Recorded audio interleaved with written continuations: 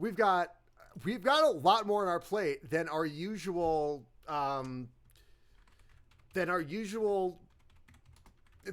because not only is every title on the line, but we do have pounding it better than Q Force, says Sky. Yeah, of course.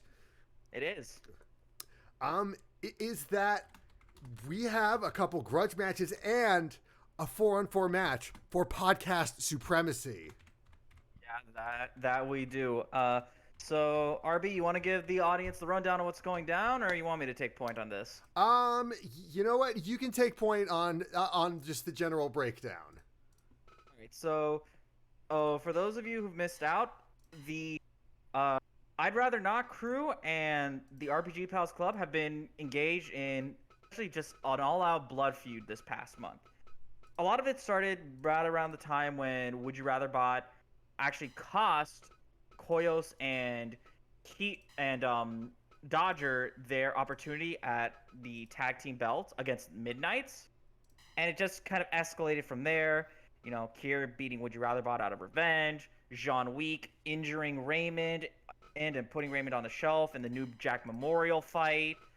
But it all kind of came to a bubbling boil when around the time in May-per-view where the RPG Pals Club band failed to beat the Baba Wagas. And then next week, not only did Tails hijack the stream, Tails hijacked all of I'd Rather Not, and then sicked a now reprogrammed Would You Rather Bot on Ron DeSantis and fucking killed Ron DeSantis. Yes, Ron DeSantis is dead. However, unfortunately, Tails revived Ron DeSantis for what looks to be the first match on our card, where he's fighting an actual child. Yeah, so the whole thing about what happened behind that. So Kier was taken out by Would You Rather Bot, was on the shelf, and so to make it an even 5v5. However, Knights, just a little spoiler alert, Knights pulled out because Knights was not having any more of this tinfoil hat QAnon bullshit. No, of course not.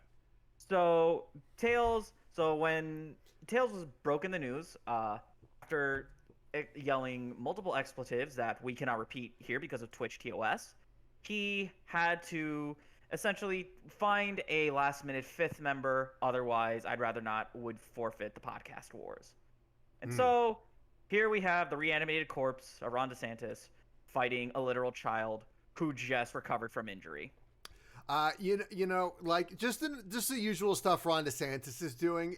I would not put it past him to want to beat up a literal child, especially if Trump said to do it.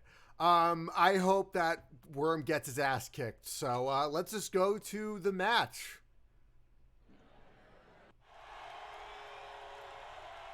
Yes, and it's called the Podcast Wars Preamble.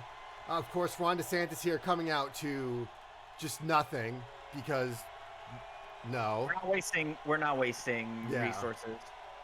And also, if you're wondering why we didn't just make it a 5v5, because of Fire Pro Wrestling. It's Fire Pro Wrestling will not let us. So this was the best compromise we could come up with. Yeah. But either way, here comes Raymond in his first, and I believe his pay-per-view debut here in Hardcore Nerdcore Wrestling. Yeah, it's very good for Raymond, especially considering what has happened to Raymond in actual RPG Pals Club canon. Yeah, in RPG Pals Club canon, even in Hardcore Nerdcore Wrestling canon, though to his credit, he did pull out a 5-star match in the New Jack Memorial battle, which I can't fucking believe somehow ended up being a legitimate like contributor of plot to this show. Oh yeah, no, it's dumb, it's stupid, it's ribald, it's ridiculous. Then again, it's I'd Rather Not /RPG Pals Club.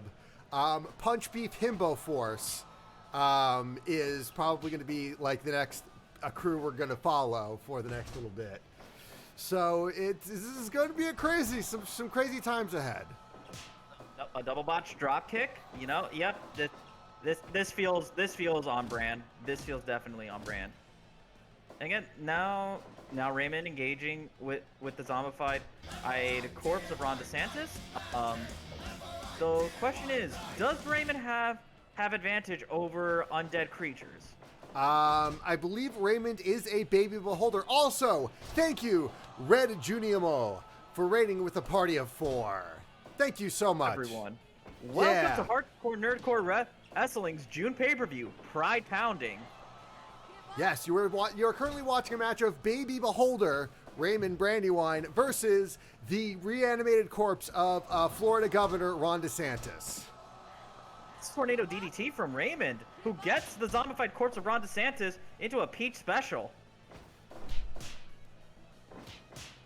Now they're exchanging blows. Ooh, looks like Ron DeSantis got the better of it. Right. Though you've gotta wonder, or since in the reanimation process, do you think this is gonna affect Ron DeSantis' mobility? No, Ron DeSantis is no, okay, Red Junimo is right. We need to make Ron DeSantis scrawnier. You see, the thing is that he was recently reanimated, so the decomposition process hasn't been hasn't taken effect yet. Yeah, and also just from a biological standpoint, usually the recently deceased tend to bloat. Yeah, and also, you know, it's Ron DeSantis is clearly getting buffed by every idiot online going, I'd vote Ron DeSantis for president, which is like saying, I like frozen pepperoni pizza the best. Absolutely wrong. And a nice oath breaker from Raymond Brandywine. Ooh, and that's a close one. You know, for someone who had recently been injured, Raymond is really showing some guff here. Yes, his father is technically Crimblebum Brandywine, a.k.a. Xanathar, the leader of the Xanathar Guild, and a notorious criminal. So naturally, Raymond would have some of that gumption that his dear old Mpreg Papa has. Yep, up. Nice German suplex, only a near fall. But a nice showing from Raymond. Ooh, and a blue thunder bomb. And Ron DeSantis gets Raymond into a Peach special, but Raymond able to easily break out. Wow, that time on the shelf for Raymond he's definitely learned some new things. And again, Ron DeSantis, you know, hobbled, slowed down, but a nice backbreaker from Raymond and a nice neck breaker too. That sidewalk slam from Zombie Ron.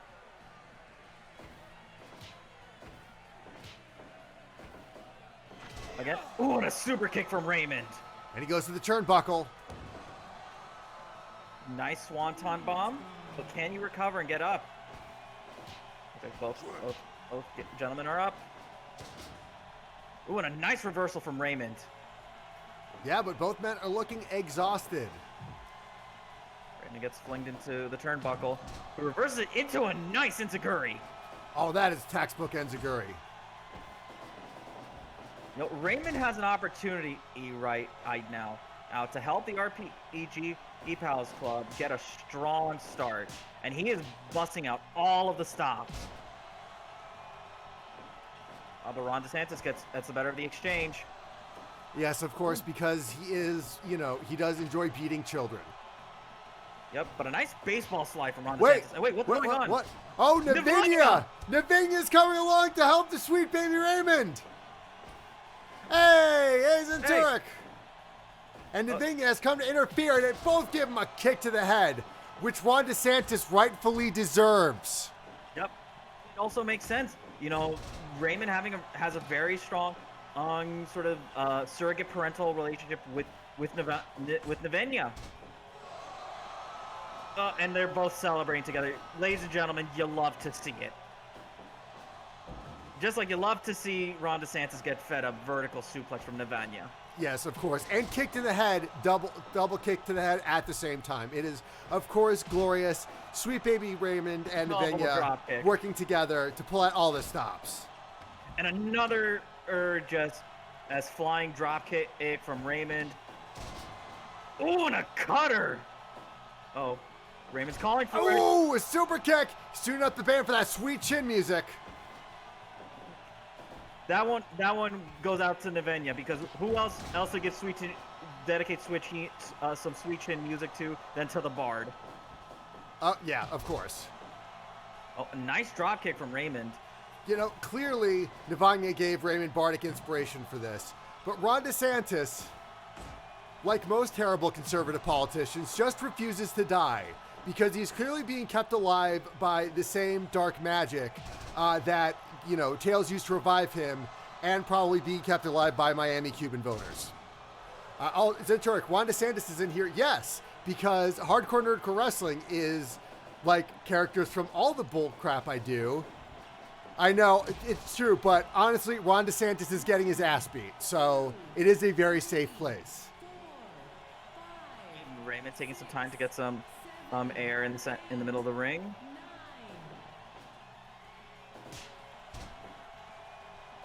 Oh, Raymond's going back up. Ooh, and a nice 450. Yes, however, Ron DeSantis has been killed in canon. So Ron DeSantis is technically dead. And another super kick. He's honestly only out here to get his ass beat, yes. Yeah, no, he's really going to set up his 2024 run for president by getting his ass beat by a child. But either way, the important thing here is Raymond with a big win. Some might say even probably his best performance he's had in Hardcore Nerdcore Wrestling. Yeah, it was an incredible... Yeah, it was... No, you know what? Good job, Baby Raymond. Can we get some emotes in chat for Sweet Baby Raymond? Sweet emotes for Sweet Baby Raymond. Well, so the podcast wars are starting off strong for the RPG Pals Club. If I was I'd rather not, I'd be worried. Yes, however, you know, you do have a lot of ruthless people on the side of I'd rather not. You have a rebuilt Would You Rather bot. You have insane QAnon bullshit genius Tails. And then you have his enablers in Sonic and Jean Week. Yeah. Though I will say, at the very least, Knights got out. Yeah, Knights got out. Knights, you are you non-binary, beautiful child, you. I never played Knights. I only play good video games. Oh, that was a spicy one. Yeah. Balan Wonderworld. I don't fucking know this shit. So up next, you know, as of course with all of our end of month specials, every title is on the line. And who is up next? Looks like the ones who are going up next is our tag team champions, the Mario Bros against the Lemmy Smash Bros. Okay. All right. So, you know, little backstory again. And the Mario Bros in this past month had the upset of the season, probably upset of wrestling history, when they were able to dethrone the boogeymen of Hardcore Nerdcore Wrestling in the Baba Wagas. Yes, the tag team of Jean Week and Luigi. And you know, this again in this match isn't just about out the belts either. There's a little extra seasoning, a little extra spice, a little extra drama because we're here for the drama, people. Yes, we're sassy bitches who love the drama. I mean, let's look. I mean, we've got Mario and Peach on opposite sides of the corner. I mean, come on. We've all played Odyssey. We know how that relationship ended up. And who's to say that Peach may not be feeling some kind of way about her ex being, you know, so successful right now.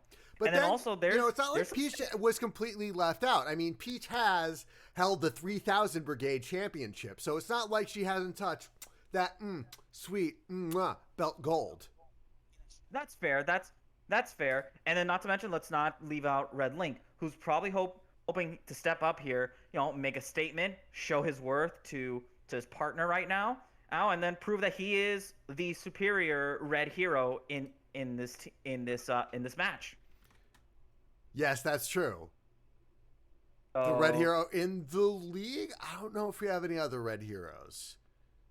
No, we have the entire red team from Team Fortress 2. Would you really call them heroes, though?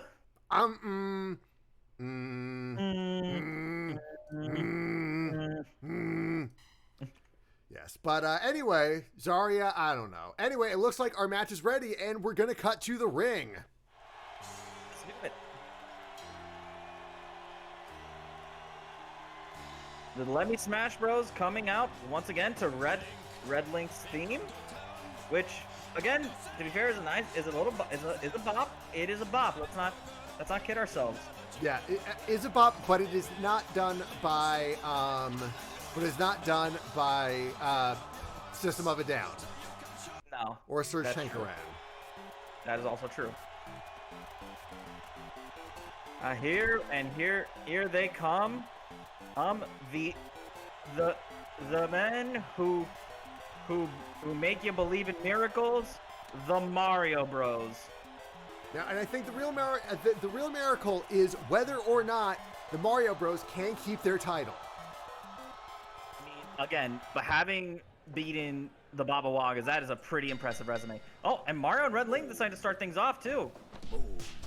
Oh, and just slaps the face of Red Link. Now, when you're looking at both teams, you know, it's very interesting because with the Let Me Smash Bros, you have two team members with very similar fighting styles. As you know, both Red Link and Peach tend to favor the more submission-based ground game. Whereas with the Mario Bros, it's two very contrasting styles that seem to complement one another. Mario being more the less flashy, more brawler type of strength-focused fighter, versus Luigi, whom we've seen before, is very much the flashier, kind of showboaty type of showman. Yeah, you know, Luigi fears a lot, but he doesn't fear gravity, and that's what's important. That is true. Oh, Mario squaring up with Peach. Oh, and Luigi saves Mario before Peach could reverse it. Also later tonight, we do have the 3000 Brigade Championship, which this is sort of an Inter 3000 Brigade show. I mean, Mario, Luigi, Peach, and Red Link are all members of the 3000 Brigade. But the championship tonight is between Turd Ferguson and Zarya, and that is going to be an incredible match. Hopefully Turd Ferguson will be able to speak with us at some point during the night, because that man can cut an incredible promo. To mention that, there's some big stakes in that match too, with the possibility of Zarya finally being able to make her dream come true. Ooh, and a nice Doomsday device from the Mario Bros, but Peach able to reverse out of that. Mario and Peach now squaring up, and Peach having to retreat to tag in Red Link, and a nice double drop kick from the Let Me Smash Bros. Now Mario and Red Link exchanging blows. Mario gets the best of it. Ooh, and a nice double foot stomp. Mario's feet are his most powerful weapon. He can stomp on just about anything. Yeah, Red Link dragging Mario back to the center of the ring. Goes for the pin. Only a 1 count. But can he stomp on White Kids Love Cinnamon Toast Crunch? I don't know? Well, no, because the Mario Bros have their own cereal, or had their own cereal. That's true. And technically Link does. That they do. But that was, you know, when Link was a freaking dork, and it's like, excuse me, princess, not the cool guy, question mark, that Red Link is. Oh, Luigi with that hold. Yeah, it's a nice hold. Again, able to reverse the Irish Whip. A nice flying knee from Luigi. Okay, big slap. Oh, and now tying up Red Link.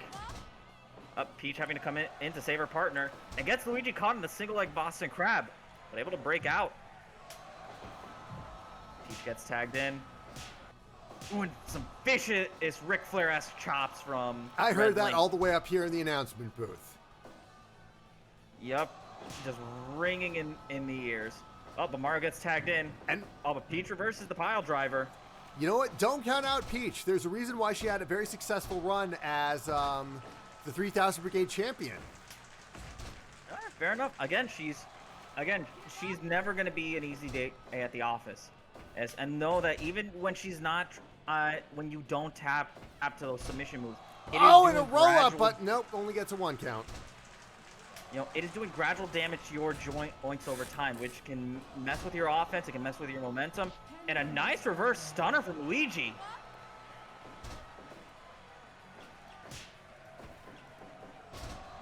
Oh, but a Northern Lights suplex from Peach. But Luigi able to kick out at 1. Peach tags in Red Link. Oh, now Red Link and Luigi are squaring up. Oh, Luigi able to dodge. Going back in the Irish Whip. But Red Link catches him, though. Pinned in the center of the ring. And Luigi kicks out.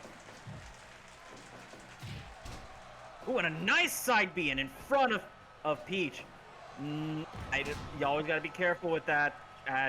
We know how Peach gets when people steal her moves. Yeah. You can only poke the Hornet's Nest as for so long. Oh, but Luigi gets reversed by Red Link. And Peach tosses him into the ring. That single arm drag from Peach. Also, Zenturic in chat. Good damn. Go fire, Luigi. F you, Red Link. Nice. Up Mario in the Peach special, but Luigi able to reverse and again save his brother. This is going to be I see this is going to be a long match. Not necessarily because, the competitors are the toughest. They are. But just because they're just so well attuned to each other. They have each other's backs. Stunner from Mario. Who goes for the pin. But Peach able to kick out at 2. Now all 4 wrestlers are in. Ooh, and a Michinoku. Was it a Michinoku? I don't know. Anyways, Peach special on Mario. Ooh, and Luigi wraps Peach up himself. But is not the legal man, so it's not. Yubi's not going to count it. Yeah. Mario goes back for another double foot stomp and tags Luigi in. And Peach has to tag in Red Link. We are going to have to keep our eyes on when we are going to have to keep our eyes out for when for the fork heavy matches, because then we as dictated by our lack of HR, that we just let them get taken over by one of the default referee jobbers. Ooh, and Red Link able to reverse Luigi's side B. Oh, and ties Luigi up in the chicken wing. That's a long distance to cover, but Peach can. Ooh. Oh, but Mario catches Peach each in a belly to belly. You know what? At least we know that, like I said, everybody has their backs, and Peach got out there in time. Red Link for the headlock. Red Link special, but Mario able to break it up in time. And again, able to save his brother.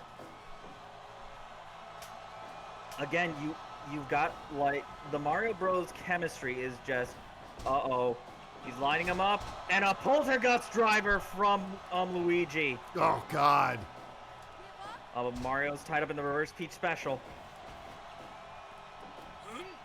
Ooh, and an assisted German suplex. Right, a gut wrench from Peach, though. Again, all in all, so far, this has been a pretty close match from both teams. Yeah, I don't think there's anybody we can really call it for yet. Another belly to belly for Mario. And a vicious uppercut. There's just been that good a teamwork that I don't think that, it's easy to look at one way or the other. Yeah, so far it's just been a highly competitive tag team match. And Luigi gets tagged in. And Red Link is coming in now. He ties up with Luigi.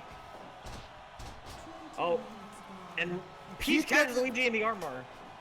Oh, that's making it nice and tender for Red Link. And Luigi is out of the ring. Oh, and now both team members are going after one another. Ooh. Peach could have done anything to Luigi, and Yubi they like to watch, so. Yeah. The thing, but also the thing they got to be careful with, the Let Me Smash has to be careful with. Oh, I think we got a tap out, and the Mario Brothers retain. Wow. Luigi with the submission hold, and Red Link having no choice but to tap out. Zenturic says, go tell Red Link to suck on some Lon milk. He will need some after all of this. Yeah. But again, a very well contested match, highly competitive. But again, I think what was the difference maker was just how like more in sync Mario and Luigi have been throughout the match. Yeah, of course. Notice every time that, compared to like in other moments where Red Link or Peach were being about to be set up and like take a suplex or take a move, their partner would not come to their aid. But almost every single time that any of the Mario Bros got lined up, the other one rushed in and stopped it. Mm-hmm. But you know what? A fantastic match, a good showing from the Mario Bros. Yeah, I mean, there's really nothing you can, I mean, it's not, they just didn't do anything wrong there.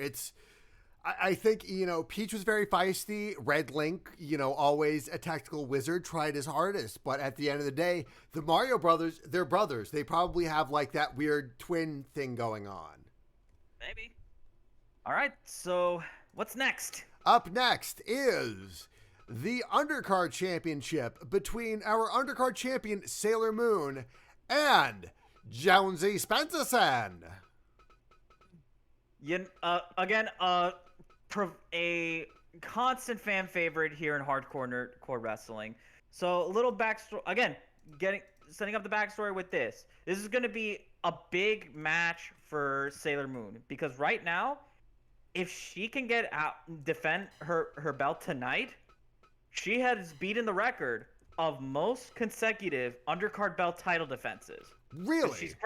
She's currently tied with both Waluigi and Sonic, and all three of them have had two successful title defenses apiece.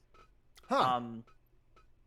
And if she can beat Jonesy tonight, then she could very well cement herself as the greatest undercard champion in Nerdcore wrestling. However, that isn't to discount Jonesy, who's coming into this very hungry, very, very much feeling a lot of the losses kind of take a toll on him, especially with how close they've been. And he wants that taste of just single success. And again, this isn't going to be an easy day at the office for either of these competitors. Yeah, because as we've seen, Jonesy Spencerson has given Thrash Panda a run for his money. He has given Derek Mazel a run for his money. But it's just a matter of always a bridesmaid, never a bride. So, with that in mind, do you think that announcer man Jonesy Spencerson can close it out? I'm thinking about this. I'm looking at this matchup, and I'm looking at very much previous undercard matchups that's happened in before. And if I were to be honest, and I were to give my opinion on how I think this is going to end, I'm actually going to say Jonesy's going to be the one to take this. Okay. Not to discredit Sailor Moon, but I just think that Jonesy has had so much going for him, he might have more in the tank to use. Yeah. That's really, the most you can do. But Sailor, I don't know. I think it's a hard call. I know it's a hard call. It's a very hard call. But for those of you just joining us who might not be familiar with the lore, and since we probably should do this for all of the big events I'm advertising, Jonesy Spencerson is a radio announcer man who has appeared in numerous Rhythm Bastard projects. He's just, whenever I need an announcer voice. But here in Nerdcore Wrestling, he is a man-made flesh, in digital flesh. And Sailor Moon was in a 3000 Brigade show, so that's why she's here. So now that the justifications have been set, we can start our match. And hold on. I'm waiting for time while the game loads. Yes. Oh, okay. And it looks like we're going to the match now.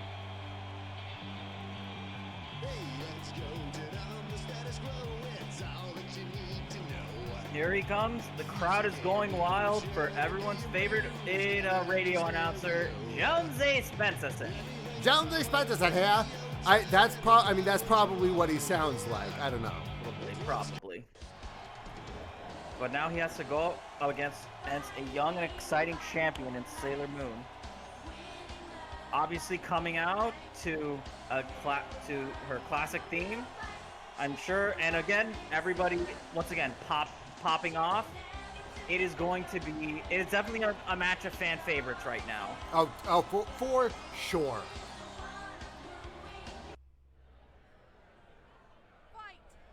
And the match begins. Jonesy able to dodge the drop kick. Again, tying up the arm of Sailor Moon. Now, the thing with Jonesy here is what he's probably going to want to do to take on Sailor Moon, who is proven to be very fast, very mobile, is he's going to need to try and slow that pace down to a crawl. Keep things methodical. Go for the joints. Hit Elizabeth Berkley's. Yes. And just keep Sailor Moon grounded. But as we can see, Sailor Moon is not scared to get down on the ground herself, though. Yeah. Ooh, but able to reverse out of the Red Link special. Going back and forth. And Jonesy, nice slam from Jonesy. Drags Sailor Moon into the middle of the ring. And gets her tied up in a surfboard. Listen, that is Jonesy Spencerson's old school sensibilities coming into play. But then again, Sailor Moon has fought in all kinds of cosmic entities, I assume. I did not watch Sailor Moon. I'd like to tie into the SCF, but Sailor Moon able to reach the ropes. Right, they're squaring up now. Jonesy dragging her into the middle of the ring again and ties her up in the chicken wing again. Again, Jonesy, the best fundamentals in the game right now. Oh, and ties her up into the peak special again.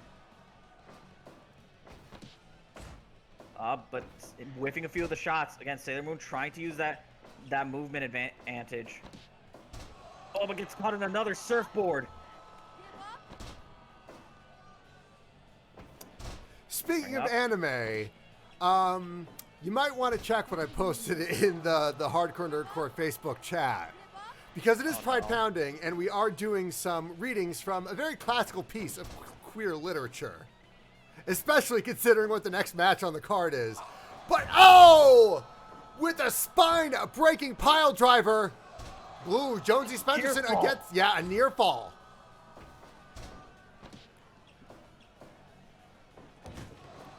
Zenturek, I don't know why you're surprised to see Sailor Moon. Technically, you suggested her.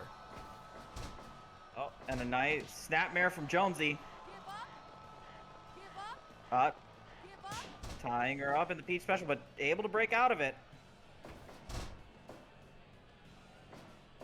Right. And another surfboard from Jonesy. Just really working the spine of Sailor Moon. Yeah, especially when you're in it for that long. Sailor Moon is in the danger zone. Yeah, but a nice flying arm drag from Sailor Moon. Oh, smart move. Sailor Moon getting Jonesy towards the turnbuckle.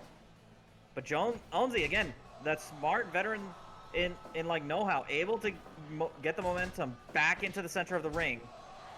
Oh, but Jonesy gets tied up again. But breaks out.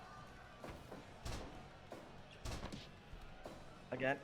Oh, rolling Jonesy up into another submission move. You know, Jonesy seems to be doing a good job trying to dictate the pace, but Sailor Moon doing an even better job of showing she's not afraid to play Jonesy's game right now. Like, just a lot of submission moves from Sailor Moon. Yeah. I guess she's not afraid to run from a real fight. She is the one called Sailor Moon. And Elizabeth... Oh, and a roll-up from Sailor Moon. But only a 1 count. We're already 10 minutes into this. Jonesy's got a lot of pep in his step for an old guy. Oh, but Jonesy able to break out of the STF. Uh-oh. And another pile driver from Jonesy. He's going for the pin. Is this going to be it? Oh, and that's it! Our sweet Jonesy Spencerson, undercard champion. Finally, the crowd is going crazy right now. There's a reason why Jonesy Spencerson is on the cover of Bastard Mania, and I will make it bigger. Hold on, as dictated. Let me just click on that. See, let me just show to the audience. Yeah, there's Jonesy Spencerson right there on the top left corner. So Jonesy Spencerson, wow, you know what? He has finally gotten his crown. Yup, and commiserations to Sailor Moon, but you know what? She's got a long career ahead of her, and I can't wait to see what the undercard reign of Jonesy is gonna have to offer. Yes. So, So we're just going to kind of ease you in to some bad stuff right now.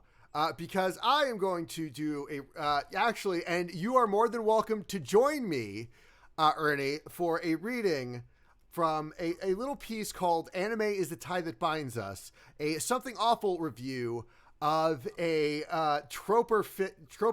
piece of troper fiction called Mills College Anime Club about, and it's not poorly written garbage at all. So I think Ernie, as the 100% straight person here, maybe you should start reading the top of page.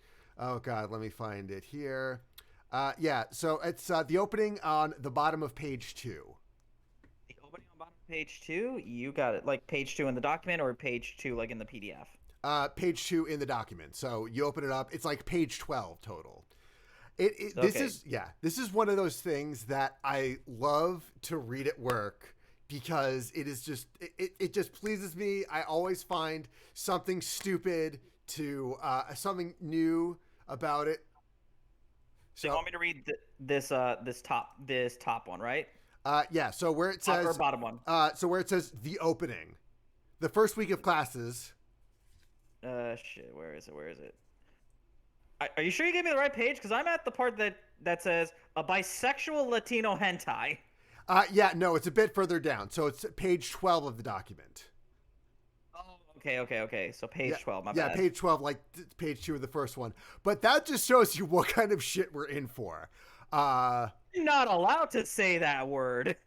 Nope. I'm not gonna do this, SRB. All right, I know we don't have HR, but I'm a man of principle, and I don't want to say this awful word, B, make anybody uncomfortable, especially given that I am not this word, and that's true. Okay. I'm sorry, man. So it's just it's a bridge too far. Okay. Tell you what, I'm gonna go find some to go random. Boom. Let's see. What's this anime slept with that anime. You know what? This seems like a good one to go with. Yes. Oh, that's another good one. Okay. Okay. He sighed, satisfied that his art homework was done, and turned his attention to his online journal, where he obsessed over his other inspiration for the world to hear. The other man he considered worthy to be called a man besides his father. The anime character for which all of his perverse sexual lust was directed. And the man he aspired to be someday. Char Aznable. Alistair was infamous online for his views on the Red Comet. He joked that Char was called such because that was what he had in his pants. As well for his infamous defense essay of his actions in the Char's counterattack movie, in which he argued that the colony deserved to be dropped. He also denounced Char's countless masked XPs as poor imitations of the original, and maintained that Char had slept with Garma Zabi, and this fact has been covered up by the television broadcast standards of the 1970s. Sure, people online thought he should be walking around wearing a tinfoil hat, but they didn't know him. They didn't know his connection to Char. They didn't know how deeply Gundam has impacted his life. And so he got into his countless flame wars online, his ego and obsessive love pushing him forward. Okay, now that you did something bad, as a treat, you get to... So I think yesterday was your birthday, or yesterday or the day before? It was my birthday. Okay, happy birthday. Thank you. This is my birthday present to you. I set up this match, so introduce it. It is your birthday present to me, but is actually my present to you guys, to the hardcore nerdcore wrestling in universe. So let me explain you a little backstory about me. Now, I'm what you would call a curator of bad movies. I've got it so down to a perfect science that there is a format, a famous format of mine that still lives in the hearts and minds of all of my friends that I put them through. And now I come to you not only just as a commentator, but as a scout for possibly the next greatest, hottest talent for hardcore nerdcore wrestling.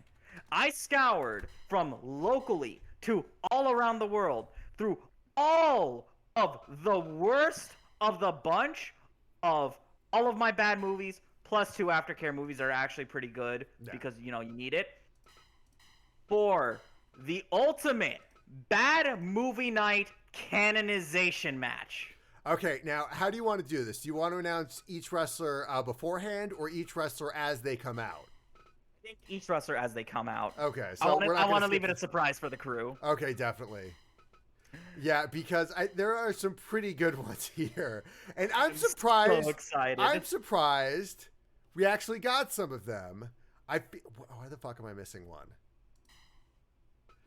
No. Okay, so technically we're one short because we can't do the bunny. Wait, what? Why? I don't have the parts for it. It's blanked out here. Oh no. Is there any? Okay, can you just quickly like fit the stuff that isn't missing on here? I can do all of that. All right, we'll just stall for time and just like replace the stuff that it no, can that's work with. no, that's the thing. I'm not sure. Okay, okay, yeah, sure. All right, I'll give it a shot. Yeah. Okay, right, so yeah, stall for time. So I guess I'll stall for time, but I'll explain to you what this legendary bad movie night format is. I call it my menu. So it's a 4 movie e-night. So we start with the appetizer. Now the appetizer is a very well-known bad movie where it's a very well-known bad movie that everybody else has seen, you know, except for a few people there. So when you watch it, the veterans of there are here for the schadenfreude of the newbies getting hurt, and the newbies are there to be indoctrinated. Then afterwards, you get the Skull Crusher, the worst of the worst movies, bottom of the barrel stuff that'll make you genuinely that make you feel like you were less of a human having watched this, which necessitates the third movie, which is the aftercare, a not necessarily bad movie, but an all right movie, an easy to watch movie, something that'll help bring you back up after being so just ruined by all of this. Then afterwards, we close in on the 4th slot. But I can't reveal the name for it because it's going to spoil one of the wrestlers. But basically, it is the moment where all of the planets are aligned.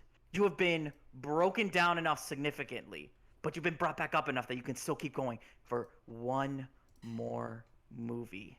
And it is in that moment where the planets are aligned, where you are so just warped after having seen all this, that it makes for the perfect experience of a so bad it's good movie.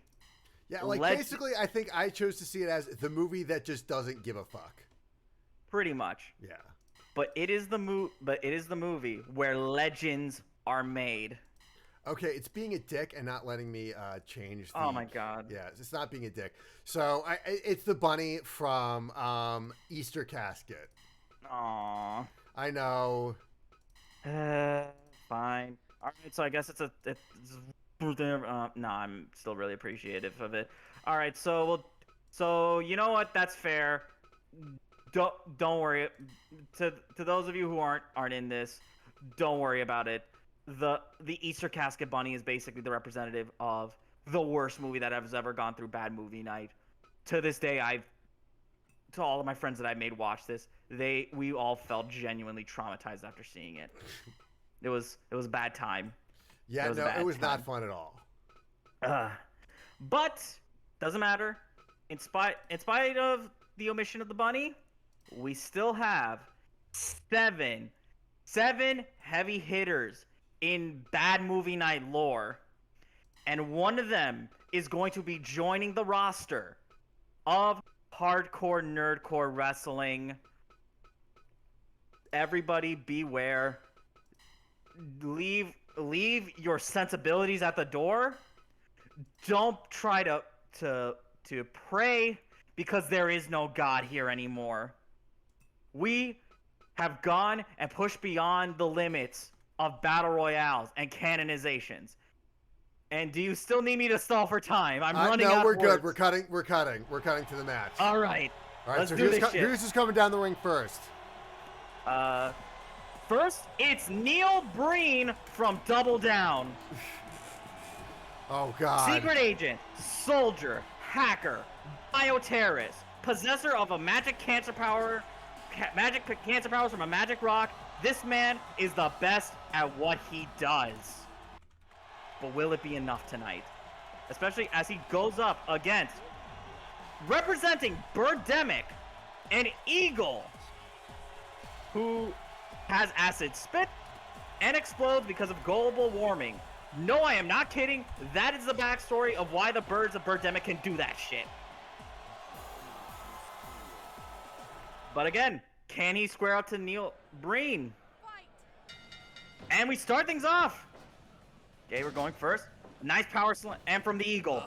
Oh, but Neil Breen ties up in a rear naked choke. But the Eagle's able to break out. Oh, but the Eagle's doing a good job dodging Neil Breen's attack. Oh, and a nice ice shoulder barge from the Eagle. And big swing from the Eagle's wing. So far, taking the offense in this, which is impressive. Oh, and gets Neil Breen into the Lion Tamer. Oh, and a nice slam from Neil Breen. Oh, and a vicious uppercut from Neil Breen in the clinch. And so drops some knees on the Eagle, too. You know, the Eagle should know better. After all. And here comes our next contestant, RoboCop. Former WCW superstar, RoboCop. And he's coming in with a bat. Of course, he's a cop. Listen, look, I couldn't just stick to just as indie guys. I have to get some big names in here too, Arby. Only the best for the hardcore nerdcore wrestling universe. But will RoboCop's propensity to protect and serve and snipe people's penises off help him today? Yeah, he did shoot a lot of people in the dick. It was a lot. Yes, but can RoboCop tell these bitches to leave? I don't know. Oh, we've got the fourth one coming in, and it's a shark representing Sharknado, a random fucking shark I just pulled out of the water who looks pretty cool. Yeah, no, that's a cool looking shark. Oh, and another. Oh, now the shark's trying to square up with RoboCop. Oh, nice ice flying kick from the shark, who slides on home into the bald eagle. Right, they're squaring up. A nice ice hit, a nice ice fin in full of fate ace from the shark, who hits the bald eagle with a code breaker. So far, it's been in a dominant performance right now from Neil Breen and the shark, but RoboCop's starting to pick the pace up again. Oh, they're squaring up. Here comes the next one. It's Tommy Wiseau from The Room. Can he tear these people apart? I don't know. I just hope him and Neil Breen square up at least once, because that was a rivalry in the making. Oh, but Neil Breen ties the shark up in a rear naked choke. Oh, and the eagle drops the shark.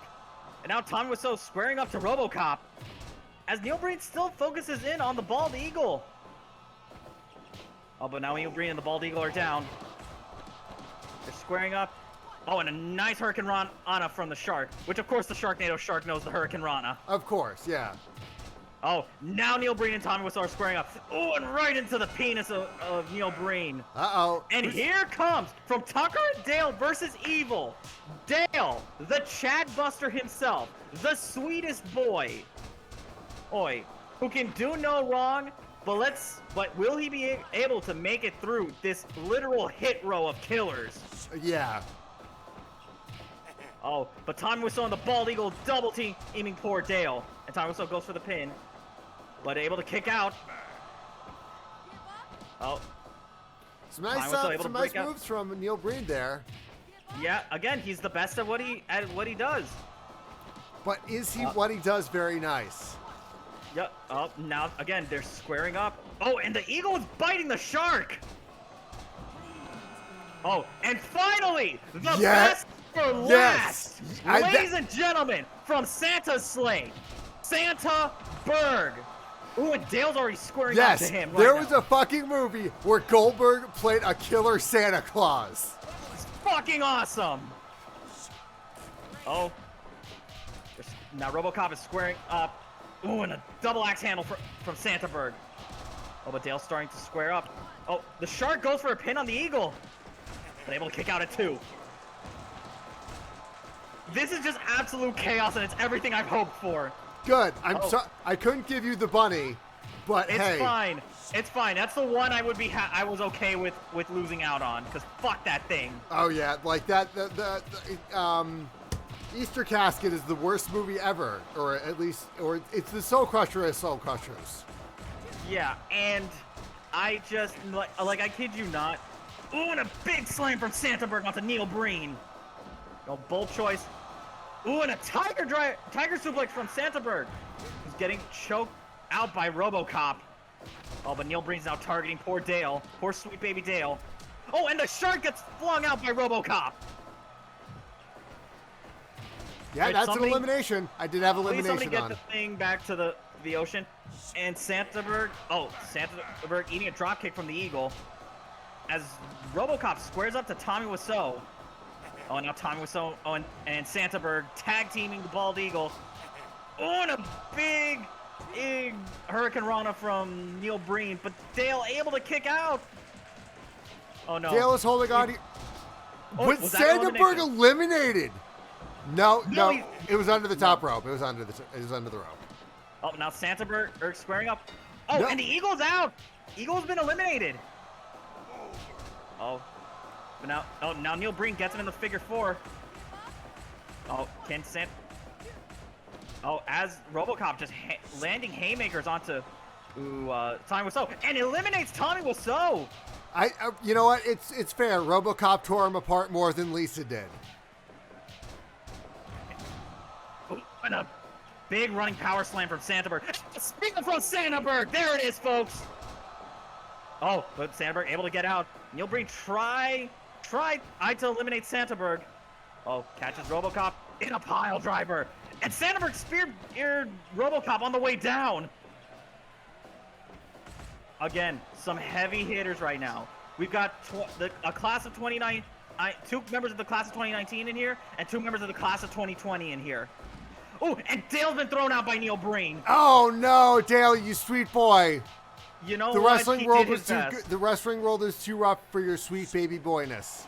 Ooh, and a big shot from Santa Berg. I think this is going to come down between. I'm not going to count out Neil Breen because I think Neil Breen has posited the most eliminations here. Assisted spear from Neil Breen, and they collides into Santa Berg, which gives RoboCop time to recover. Oh, and just punching into the ear of Santa Berg. But it's going to take more than that. To take out Santa Berg. Nice double team from Neil Breen and St. Nick. Oh. No, we're calling him Santa Berg. Right. Neil Breen! Santa Berg! The lip sync assassin! Again, it's the best at what he's the best at what he does. And it now comes down to the 2019 members of the first ever Bad Movie Night. RoboCop for the Aftercare, and Neil Breen for the Soul Crusher. Oh, and once again, RoboCop trying to choke the life out of Neil Breen. This is fucking incredible. Oh, but a big punch from Neil Breen. Another big punch from Neil Breen. Uh-oh, that was close. They're dangerously close to the edge. Oh, Neil Breen drops it, ops RoboCop with another pile driver. Oh, pulls him into the center of the ring. Oh, But Neil Breen getting some dirty submission moves onto RoboCop right now.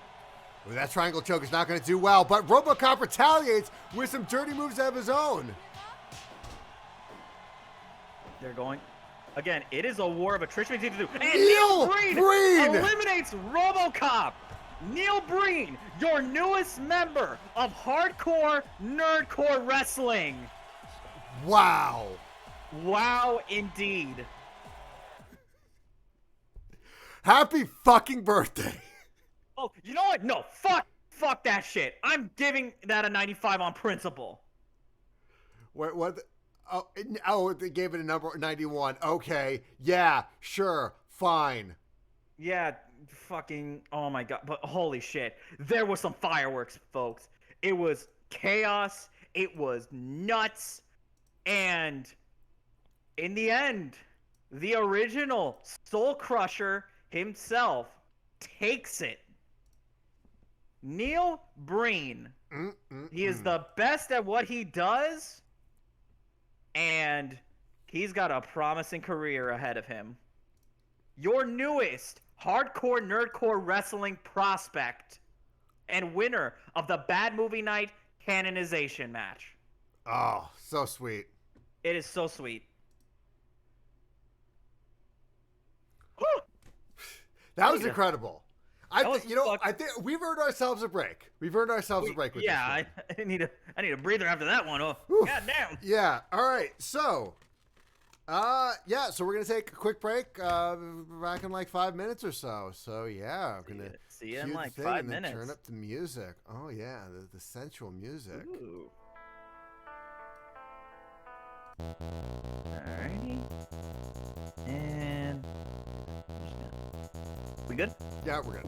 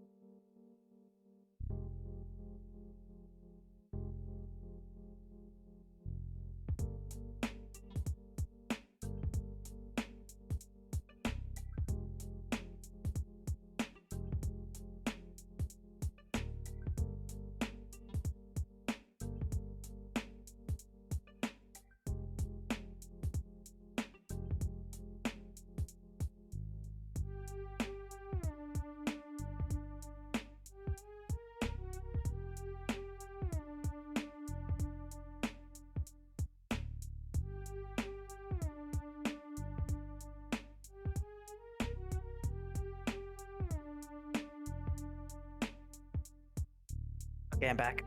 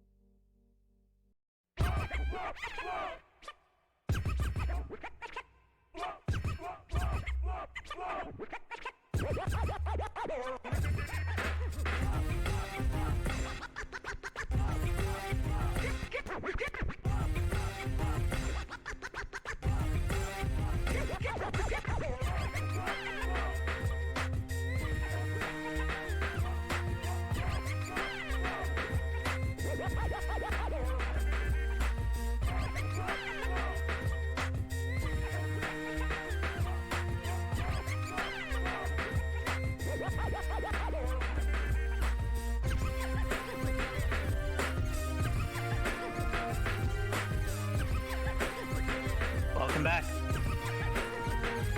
So I just realized, like, looking at this thing, and I just made the realization that, like, Easter Casket was so fucking bad. Even Fire Pro said absolutely not. Whew, what a match. What a...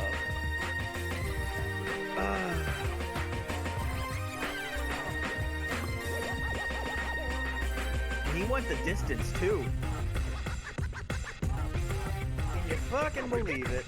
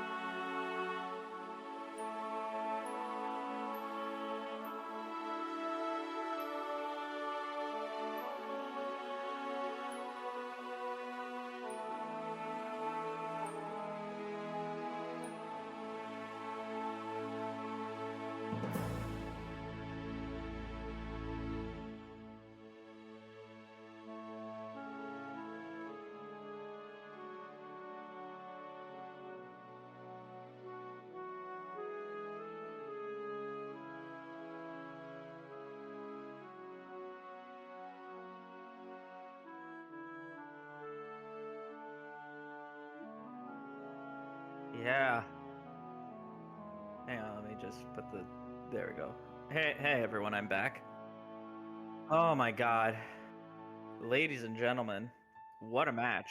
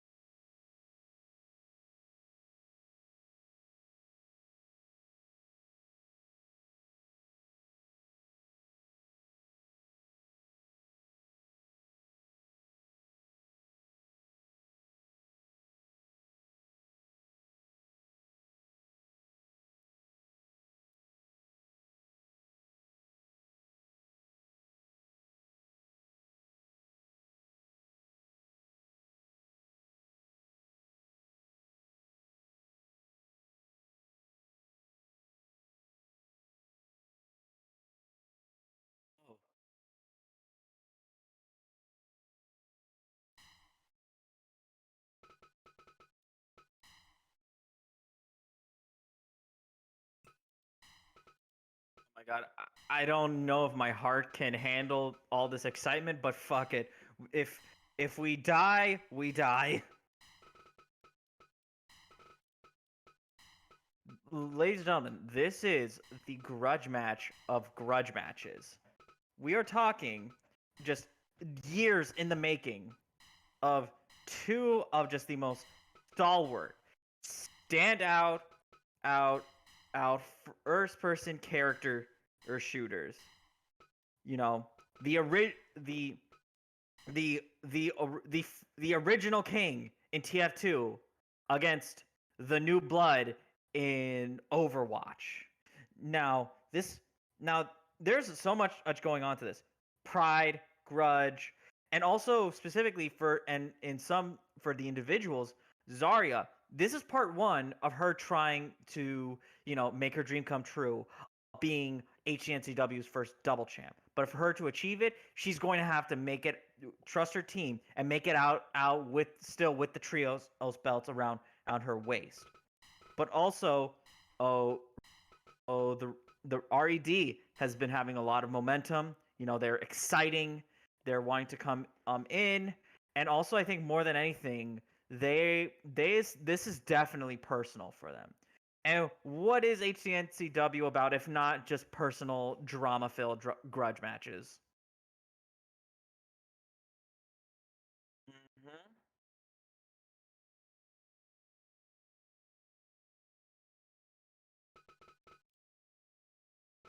Oh my god! Whew, my palms are sweating. I'm so excited. Hopefully, loading. Oh, and we had to bust out the barbed wire landmines. Ooh, and already off the bat, gets Zarya into the Peach special. Oh, but Zarya able to reverse nicely. Oh, cuts the Spy off the ring, but Spy able to dodge the spear. And reverses Zarya into another Peach special. Nice arm drag from the Spy. Oh. And slides on Ohm into the Spy. Oh. Tying up with the Demo Man now. Oh. Just stalking Zarya into the corner. Now, once again, like last time, the one thing the RED has to keep in mind is that they are coming into this with a bit of a strength disadvantage, Whilst the Demo Man himself may not be weak, he does not have, like, the raw musculature that is Zarya. Now, Scout gets tagged in. Now, we've got basically some gremlin child on gremlin child violence. You love to see it.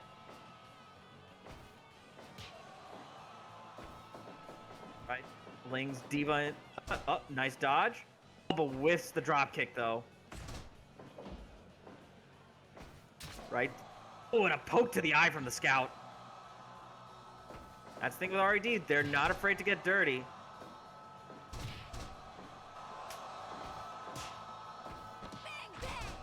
And for the most part, what have they been fighting over but a bunch of gravel? Oh, but now we've got the speedsters squaring up. Now, this was a rivalry that's been, like, steeped in just pure toxicity with one another. Oh, now the spy gets tagged in. Oh, able to dodge, but Scout out, up, and Spy able to capitalize on Acer, but Diva gets tagged back in. Big boots from the Spy.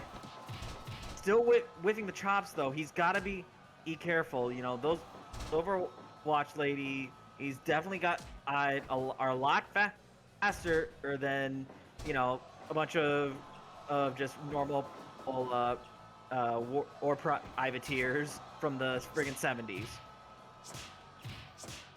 Now they're exchanging blows. Ooh, but a big kick to the midsection. Diva's back up, forcing the Spy to tag in the Demo Man. But Diva able to reverse it. Having a good showing right now. But the Demo Man's starting to get some momentum back on his side. Ooh, and it's tying up the knee of Diva. But able to get out easy. And Zarya gets tagged in. Ooh, and just feeds Diva some knees to the face. Nice reversal, tying up the leg, but able... Ooh, it gets Zarya into the camel clutch. But Zarya able to break out of it. And, you know, again, while Zarya might have the strength advantage right here, you need to keep in mind that there is a sort of unorthodoxness to Demo Man. You know, he's got a significant, you know, higher pain threshold. He's surprisingly mobile, and oh my god, the submission game on him is really impressive right now.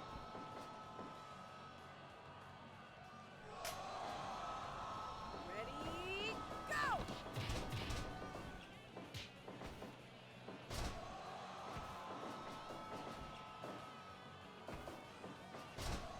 Once again, the speedsters are squaring up. But Scout gets flung into the fucking barbed wires. Though now Zarya's in. This is not gonna end well. Oh, but Scout's able to reverse. Ooh, and a nice move from the Scout. Only one count though. Nice double drop kick from the Demo Man and Scout. Drags Zarya in the middle of the ring. Uh-oh. Scout's calling for it. But he... Yep. Oh. Eyes Zarya up in the rear naked choke. But the rest of the ladies of Overwatch able to break it up. Oh, and double teaming the Demo Man right now. Ready, go! Oh, and a big power bomb from Zarya. But Team Red able to break it up.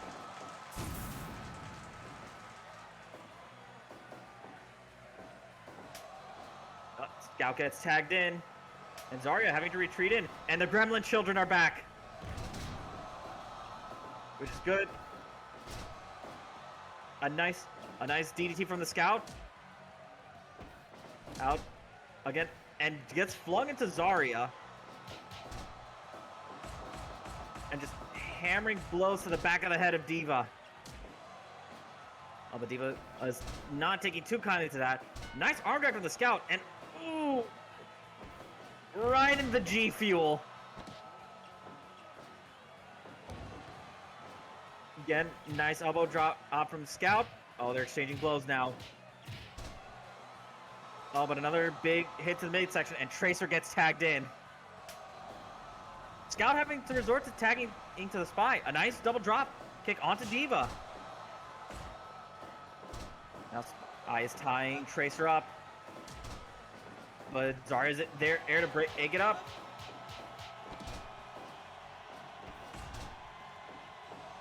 Yeah, oh. I didn't realize I was muted.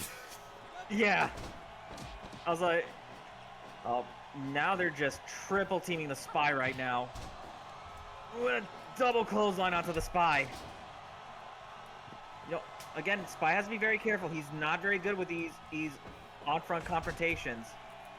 Oh, able to knock out. And a nice enziguri onto Diva. Spy goes up. Just running and kicks the little gamer girl right into the ribs.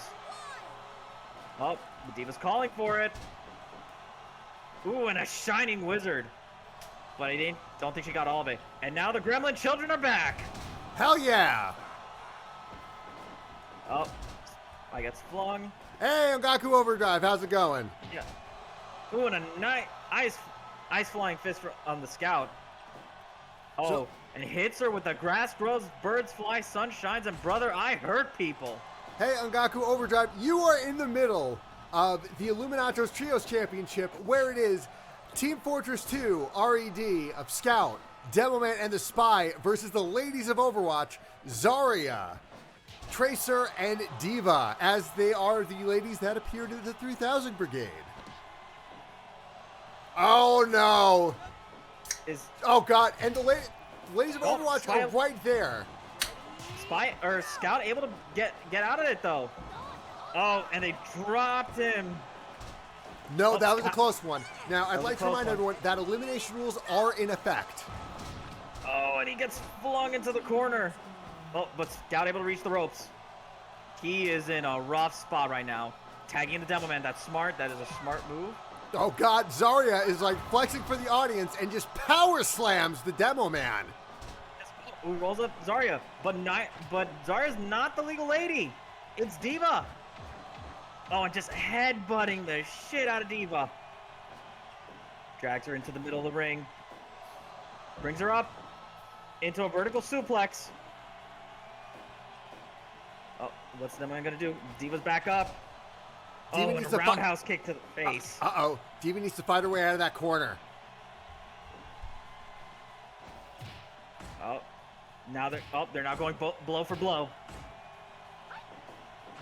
Oh, but hits Demoman with a super kick.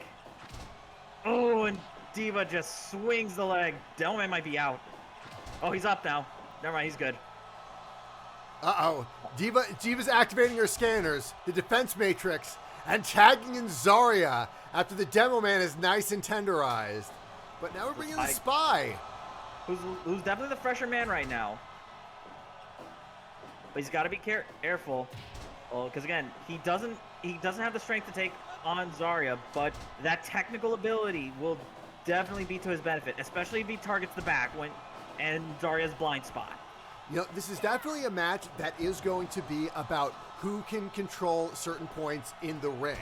Because, you know, when you're working with a 3-on-3 match,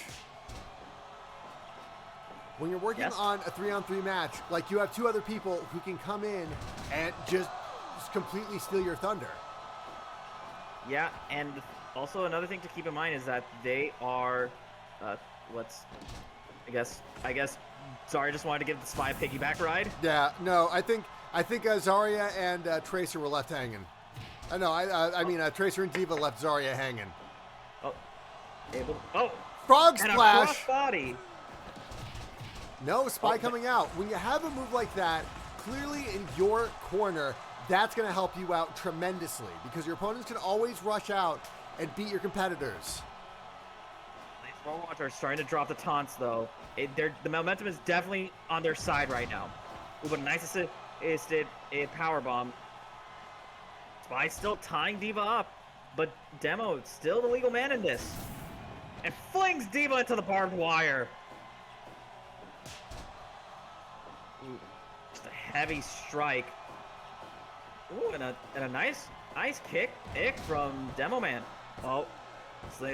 Oh, and the Demo Man pins Diva. That we have our first advantage here, but it looks like Zarya was in danger of tying that up right then and there.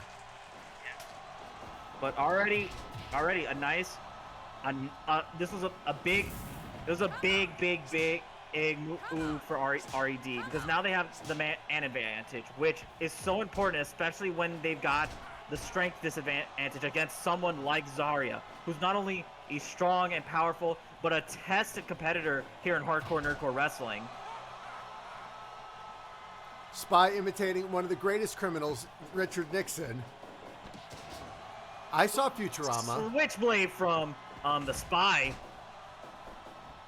Uh-oh. Zarya able to counter into a big splash. Spy's able to recover, though. He's doing a good job trying to keep Zarya into the corner. Oh, no. Uh-oh, a bear hug. But yeah, luckily he has 2 other men to help him out. When you have those tie-ups and those brawls, you have 2 more people who can assist you. Gets tossed outside of the ring. Uh-oh. Oh, Spy able to reverse into an armbar. Oh, and it looks like Zarya is tapped out. So it is 3-on-1. It is up to Tracer. Can Tracer do it? Now, sadly, this is being controlled by Fire Pro Wrestling AI and not Yaki. Hashtag bring the mayhem. But like it's going to be quite an uphill battle for Tracer. Yeah. Haba powerbomb. But the Demo Man will break it up in time, though. Oh, and an uppercut right into the Big Ben. Just insult to injury. No, it wouldn't be a Big Ben. It would be that giant Ferris wheel. All right.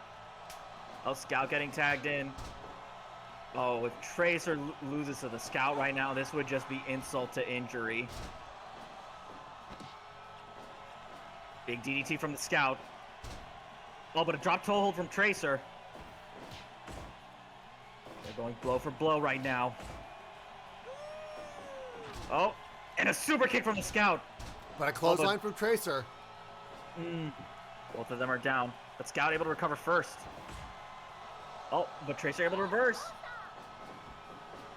Oh, she hits the ropes. And a flop, and just tackles into the Scout.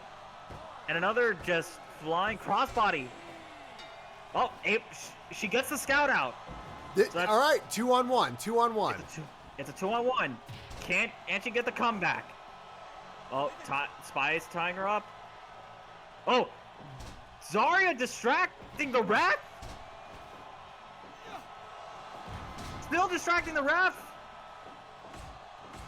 But RED is not going to let that get to them. They're taking advantage. They're just as double teaming Tracer at this point. Oh, but Tracer are able to get the reversal onto Spy.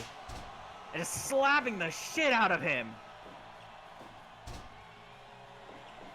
Okay. Up. Listen, Now ooh, nice twisting gut wrench suplex from Spy. And that's a 3 count. Oh, Tracer tried. It. Tracer did try. Tracer did try. But, ladies and gentlemen, we have a new trios champions.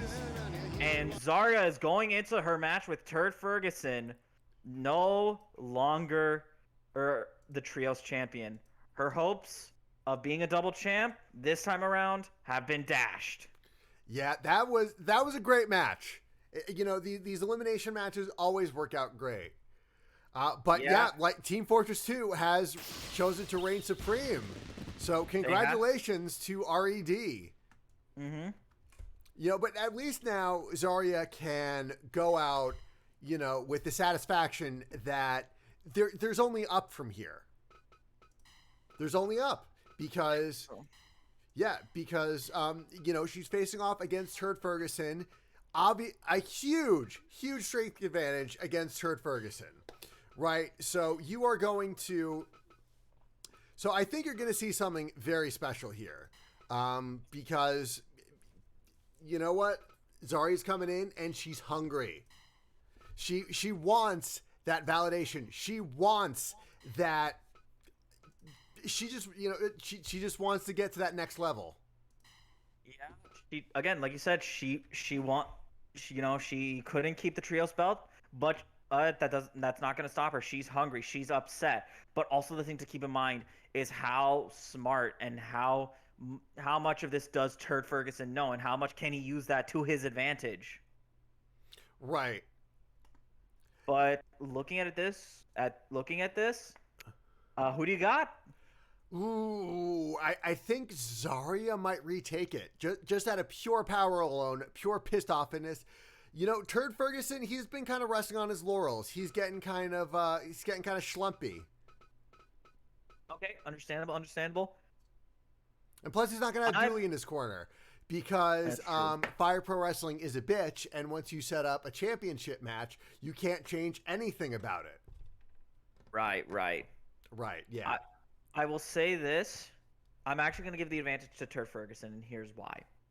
Okay. All of the upsides that we have with we're talking about with Zarya right now. Turd Ferguson, the best con security money can buy, because I realized, again, we had another influx of people coming in, and there's a fuck ton of lore behind this. This is basically the 3000 Brigade, the acting troupe that I'm a part of. They have their own division. So tonight's match is between Turd Ferguson, con security officer, and Zarya, who has been a bodyguard. She's been a spy, a bailiff, and yeah, assisted with some of her pals from Overwatch. So again, why do you think the Turd Ferguson's going to take this one home? So all the upside that we've been giving Zarya right now about how strong she is, about how she's upset, she's furious, and she's going to use that to her advantage. Remember, we've said the same thing before when Turd squared up, when Turd. Well, actually, wait, no, hold up. Actually, I'm going to roll that back, because I was about to say because he beat Peach. No, he didn't. Peach he beat Turd, and Peach was going in there very emotional, very upset. I'm actually going to go with Zarya on this one. I just think Turd could have the capabilities. Turd could play a smart game and work the shit out of Zarya, but he doesn't have a good track record going against just ferocious opponents. Yeah, well, Isabel. Yeah, but Isabel was not going in there like with any sort of personal rage against Turd Ferguson. It was just pure Isabel like carnage. And also remember, Turd did beat Isabel. Yeah, that's true. But I think I'm gonna agree with you. Thinking about this, I think I'm gonna go with Zarya on this one. Yeah. All right, so I think with that, we are ready to cut to the match. Yeah, I'm just getting the go-ahead. Yeah, looks like we're transferring over there now. I realized I left the landmine match on. Oops. It's fine. Zarya just needs to get some frustrations out. Ooh, and getting some frustrations out, she is. Oh. Again, Turd squaring up with Zarya. A nice gut wrench suplex from Turd Ferguson.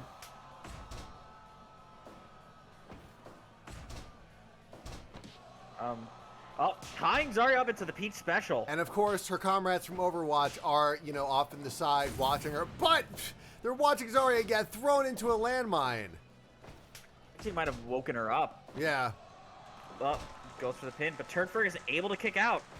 I mean, sometimes that's what I need to wake up in the morning. Just a nice cup of coffee and being thrown into a barbed wire landmine. Ready, go! Don't we all? Don't we all? Folgers, exploding barbed wire, same thing. Exactly. Oh, nice power slam from Zarya. Definitely the ladies of Overwatch right now hoping for a big win from Zarya to get a little bit of momentum back after losing the trios belts.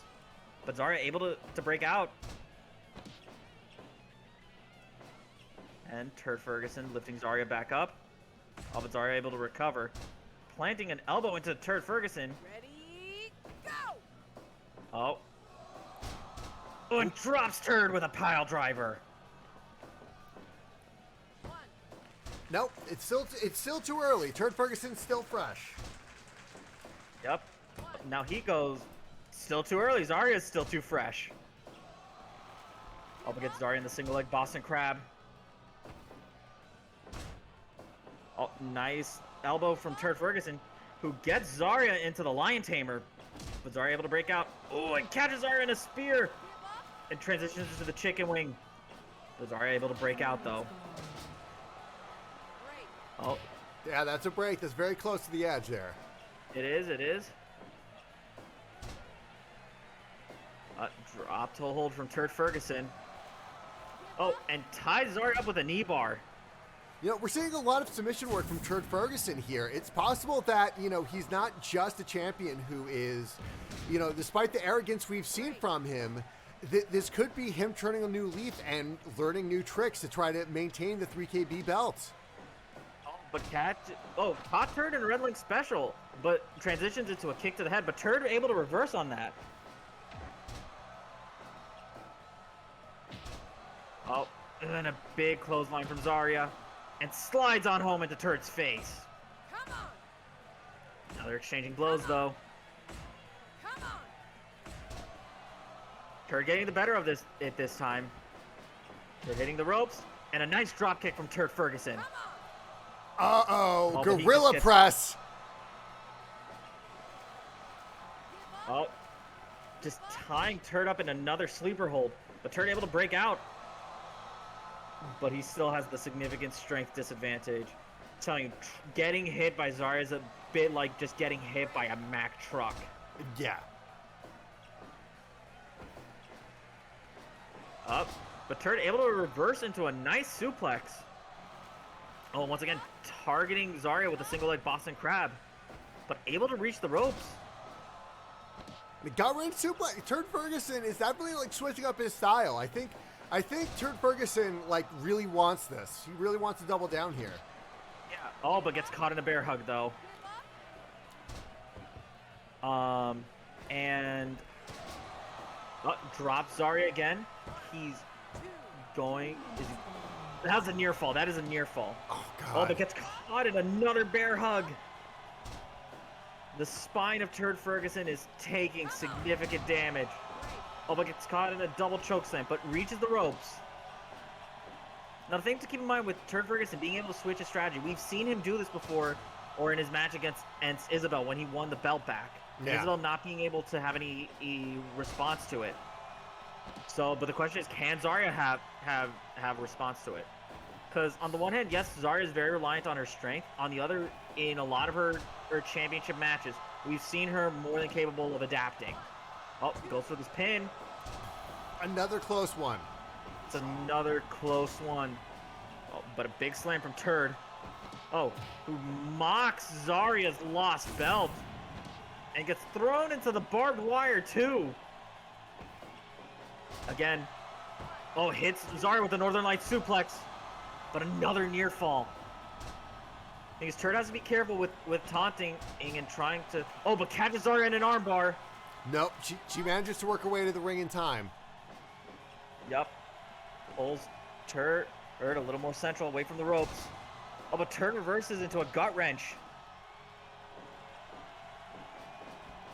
Oh, hits the ropes. And a drop kick from Turd Ferguson.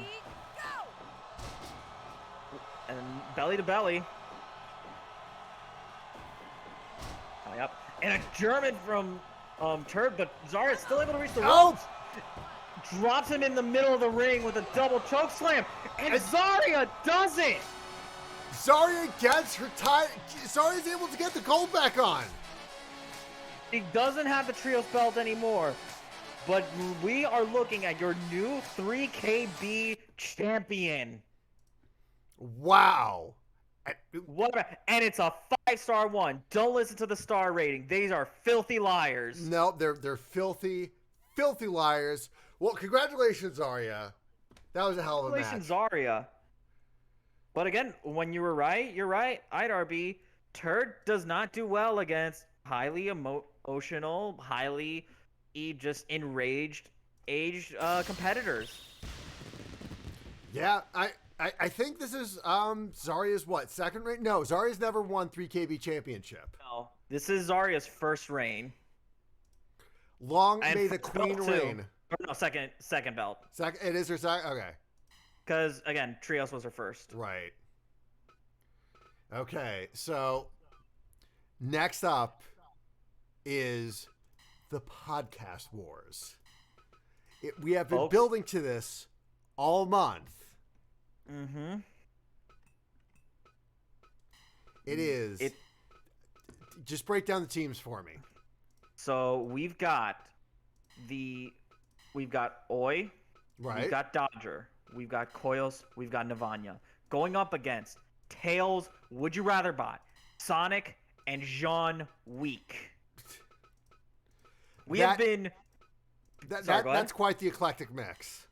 It's an eclectic mix, but if you look at the team breakdown, one can't help but think that the RPG Pals Club might be having to deal with a murderer's row right now. Because, you've got Tails, who had taken over hostily, the I'd Rather Not crew. You've got Would You Rather Bot, who has been reprogrammed back better than ever. You've got Sonic, who has been constantly in the title picture, one of the longest reigning undercard champions, and a force to be reckoned with. And then Jean Week, one half of HCNCW's boogeymen, the Baba Wagas. But that isn't, so it's going to be a bit of an uphill battle for the RPG ePals Club. But just to run you through just as all the stuff that everybody's been going through, besides Tails hijacking everything, besides Would You Rather Bot having shelved here, having to deal with all of just the constant attacks, the constant beratement, and even just the constant state of being treated as the underdogs and not getting any single respect at all, I'm going to give this one to the RPG Pals Club. Yeah, because while the RPG Pals Club don't really have... I mean, they have Koyos, who's clearly the standout muscle, and you have Would You Rather Bot, who is the standout muscle. So, again, let me break it down. These are both podcasts that I've been a part of. You have the D&D Actual Play podcast, RPG Pals Club. You got... And I think as a party, you could have a more balanced setup, because you have Oi, who's a monk, Dodger, who's a cleric, Koyos, who's a druid, and Ivanya, who is a sorcerer bard. More bard than sorcerer, then. And then on I'd Rather Not, a comedy podcast about bad decisions and how we make them, you have Tails, who's on conspiracy theory bullshit. You have Would You Rather Bot, the officially sentient bot of the podcast I'd Rather Not, a Twitter neural network with questionable grammar, but it's been reprogrammed by Tails to be a killing machine. Sonic the Hedgehog. And John Wick's French cousin, that is the subject of an I'd Rather Not prompt made flesh. And I think I just want the match to start, really. Let it ride, man. We're letting it ride. We're letting it ride. Hell yeah. All right, let's see if our team's... I'm nervous. Yeah. All right, up first, we have the RPG Pals Club. Yep. Crowd definitely behind them. They're going into this. They've got a little momentum. Raymond got a big win against the zombified corpse of Ron DeSantis, hoping to ride that momentum and hopefully to be able to go deal with a murderer's row of a tag team in I'd Rather Not. Yeah, it's definitely going to be an uphill battle. I think the party's gotten worse before.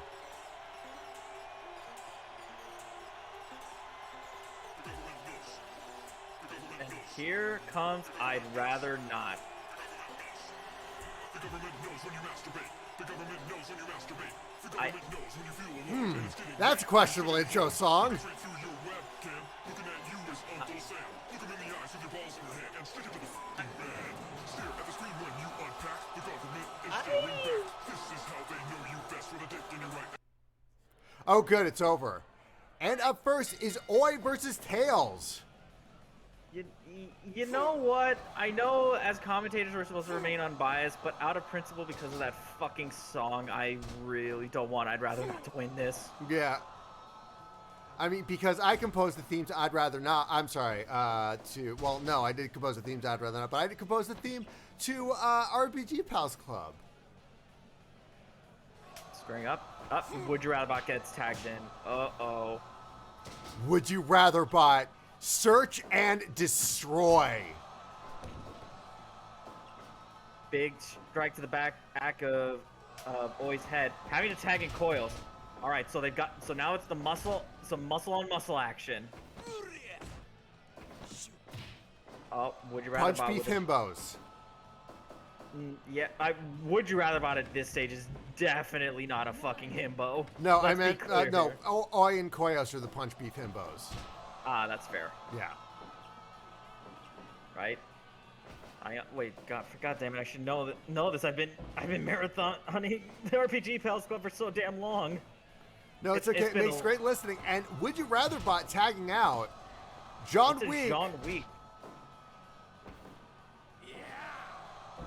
into a vertical suplex. Oh And there's the no! sickle. I forgot to get rid of UP. I forgot that Oh John no! Wick was in No! this. Oh no! No! No! No! No! No! No! No! No! And the sickle's back again. Oh, if we had an HR, they'd be livid right now. Thankfully, we're a wrestling company, so we don't have HR practices. Yeah, the HCNCW coffers are only so deep. Yeah. Dodger gets flinged into the ropes. Ooh, and dropped by John Wick, but Dodger able to kick out. Sonic gets tagged in. Now it's Dodger versus Sonic. Oh, the double team onto Dodger. It will slap John Wick out of the way. And Navanya gets tagged in. You know, Sonic is actually, you know, the problem is that it's a murderous role with Sonic, is that you can't, if that fromage-smelling motherfucker touches me, yeah, no, he won't. Hopefully. No, hopefully it does. It doesn't. It won't happen. I swear to God, this federation will be mine. John Wick gets tagged in. Oh. All right. Up gets Navanya tied into the Lion Tamer. Boy rushing to Navanya's aid. Now these three have such a familiar history. But now Koyos comes in. Ooh, Koyos. You know, and that's the thing. It's elimination rules. Survivor Series elimination rules. So all you need, you can't have a you can't have a fighter disadvantage for too long, but you can gang up on someone else and get them eliminated so that you can sort of have a little bit more breathing room. Sonic gets flinged in. Able to dodge Koyos' strike. Ooh, hits Koyos with an uppercut. And there come the homing attacks. Koyos having to tag into Oi. But, it is, again, it's an uphill battle for the RPG's Pals Club right now. The Tails getting tagged in. And another just tag team. Tails going up and opting to go down. Oi able to reverse Tails. Gets Tails in the middle of the ring with the Pete special. Ooh, but oh no! What's Tails gonna do? Oh, just stomping a mud hole into Oi. Oh, who reverses into a nice suplex. Tags Dodger in. Hopefully Dodger can use his Toll of the Dead to bring this match back to life. With a nice roll up. But the I'd rather not able to break it up. And now it's just a 4v1. They're swarming Dodger like locusts.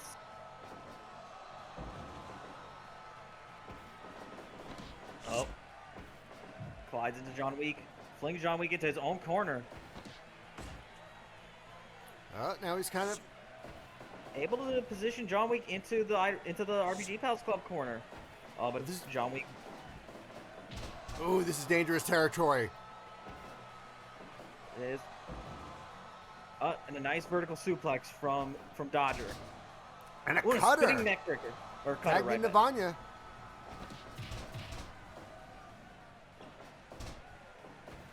Oh, Dodger with the drop kick.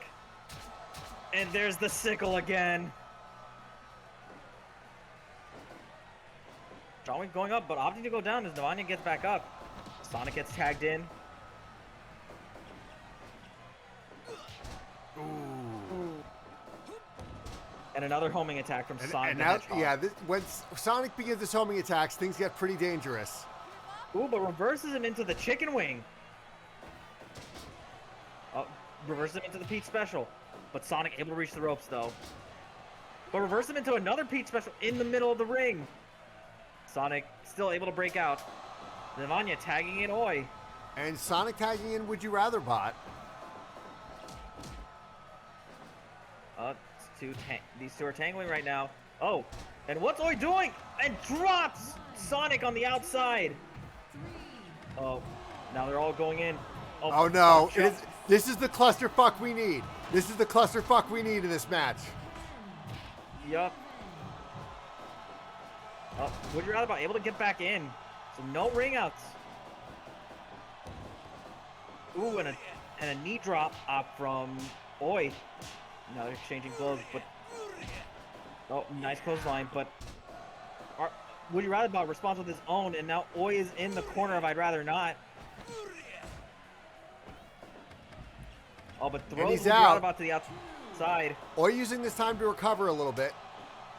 Now the RPG Pals Club are back into the ring. Oh, Oi dodges the fire from John Week. Now out dodging or zoning in on John Week. For an assisted suplex.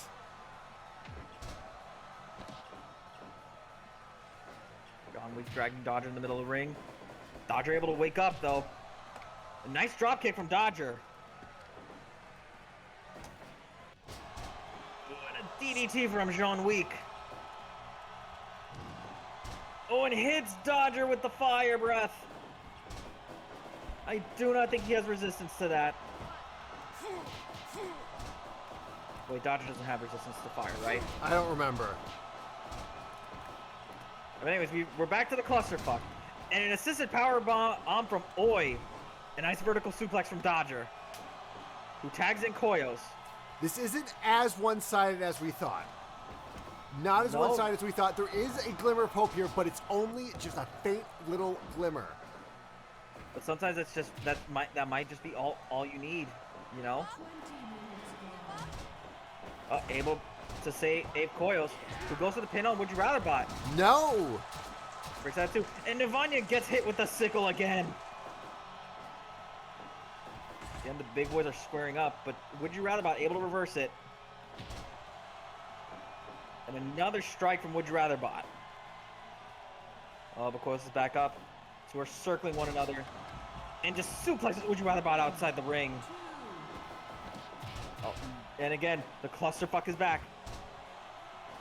With a big headbutt from Would You Rather bot. And a gut-wrench suplex from Would You Rather bot. He is just trying to take Koyos apart piece by piece. Oh, but Koyos responds with a vertical suplex. And tags in Oi. It's clearly going to be a group effort here, disassembling Would You Rather bot. That is what the RPG Pals Club need to focus on. Yeah, and I know, and normally during these boss raids and stuff, it was always advisable to just get the little guys out of the way because they always support the big boss, and that's only a near fall.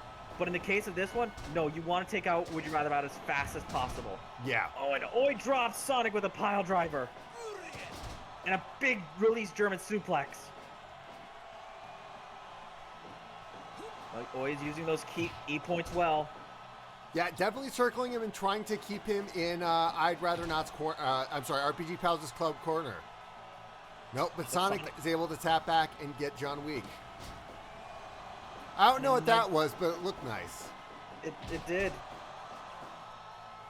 Ooh, but Sonic running to the clothesline with John Weak, able to feint and psych out Oi, leaving him open for John Weak's attack. And Oi has to tag in Dodger. And now Dodger and John Weak are exchanging blows. Oh, but John Weak gets the better of it. And hits Dodger with the fire breath again. Uh-oh, John Weak's going up. Ooh, and the diving headbutt from John Weak. Oh, no. Oh, but Dodger able to get a big A cutter.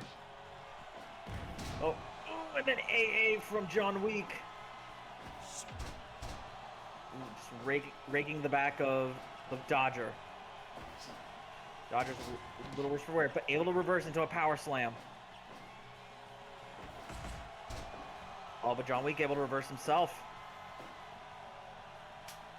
Now tagging in Tails, and Oi gets tagged in. Oh, Tails is going up, and goes for the flying crossbody, but Dodger's not the legal man. Oh, but he catches Oi with a running power slam. Uh-oh, momentum's starting to shift to Tails' way. Oh, but Oi brings Tails into the corner. What's Oi got planned? Oh, and a reversal from Tails. Oh, but Oi's the first one up, but he's still a little worse for wear. Oh, but still catches Tails with a belly-to-belly. A spinning kick from Oi. It's all just a matter of who's the first person that gets knocked out. And a power bomb onto Oi from Tails. He goes to the ropes himself. Hits a clothesline. Ooh. It just- Shoulder check from Tails just completely stops that. But, uh-oh, an STF from Oi. But Tails able to reach the ropes. Oh, but now he's just ramming his head into Oi. Tails is up. And another flying crossbody. Now Tails scurries away, tagging in Would You Rather bot. Oi knows what's happening, so he has to tag Koyos in. Oh, but Tails hits the running power slam. But Oi hits it's a suplex. Koyos able to recover. Ooh, and a Rainmaker from Koyos. You see, it's just a matter of, like, it's the raw power of I'd Rather Not versus, the strategy going on here from, Team RPG Pals Club. Now they're just swarming. Now each team just swarming the muscle of both, trying to piece them apart.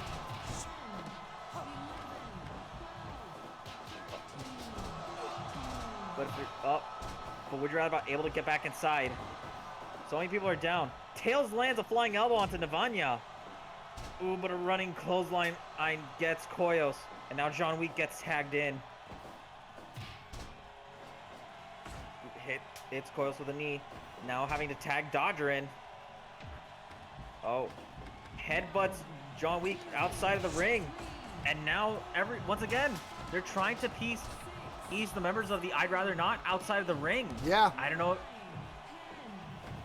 Maybe they're hoping to just get somebody out via count out, but John Week's still able to get back in though.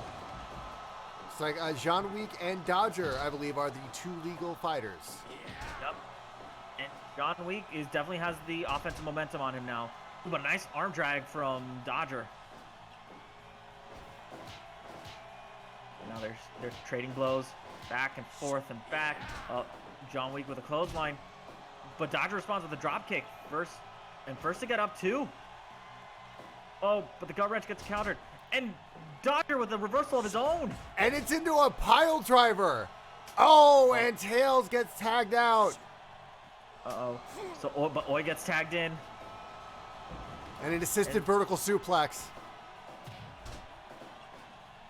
So far, our RPG Pals Club strategy has been working so well right now, and drops Tails with a pile driver. Oh, and a nice DDT from Oi. Oh, but he's slow on the recovery, though. Ooh, but a nice clothesline from Oi. He's trying to get Ed's combos going. Oh, mounts Tails back up onto the top rope. Nope. Oh, but Tails counters it into a flying elbow drop.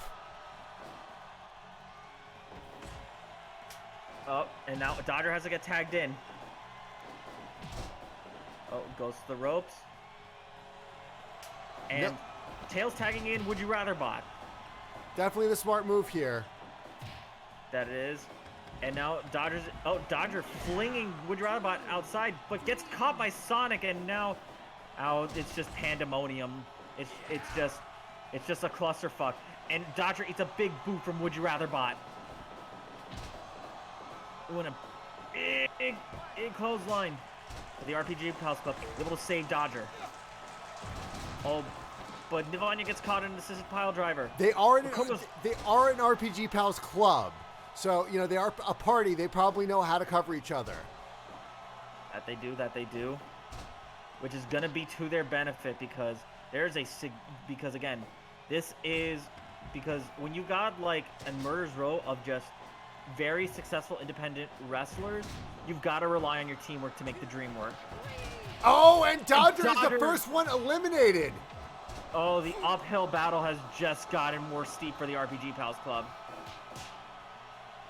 Oh, but Oi and Would You Rather bot on exchanging blows. But a nice clothesline from Oi.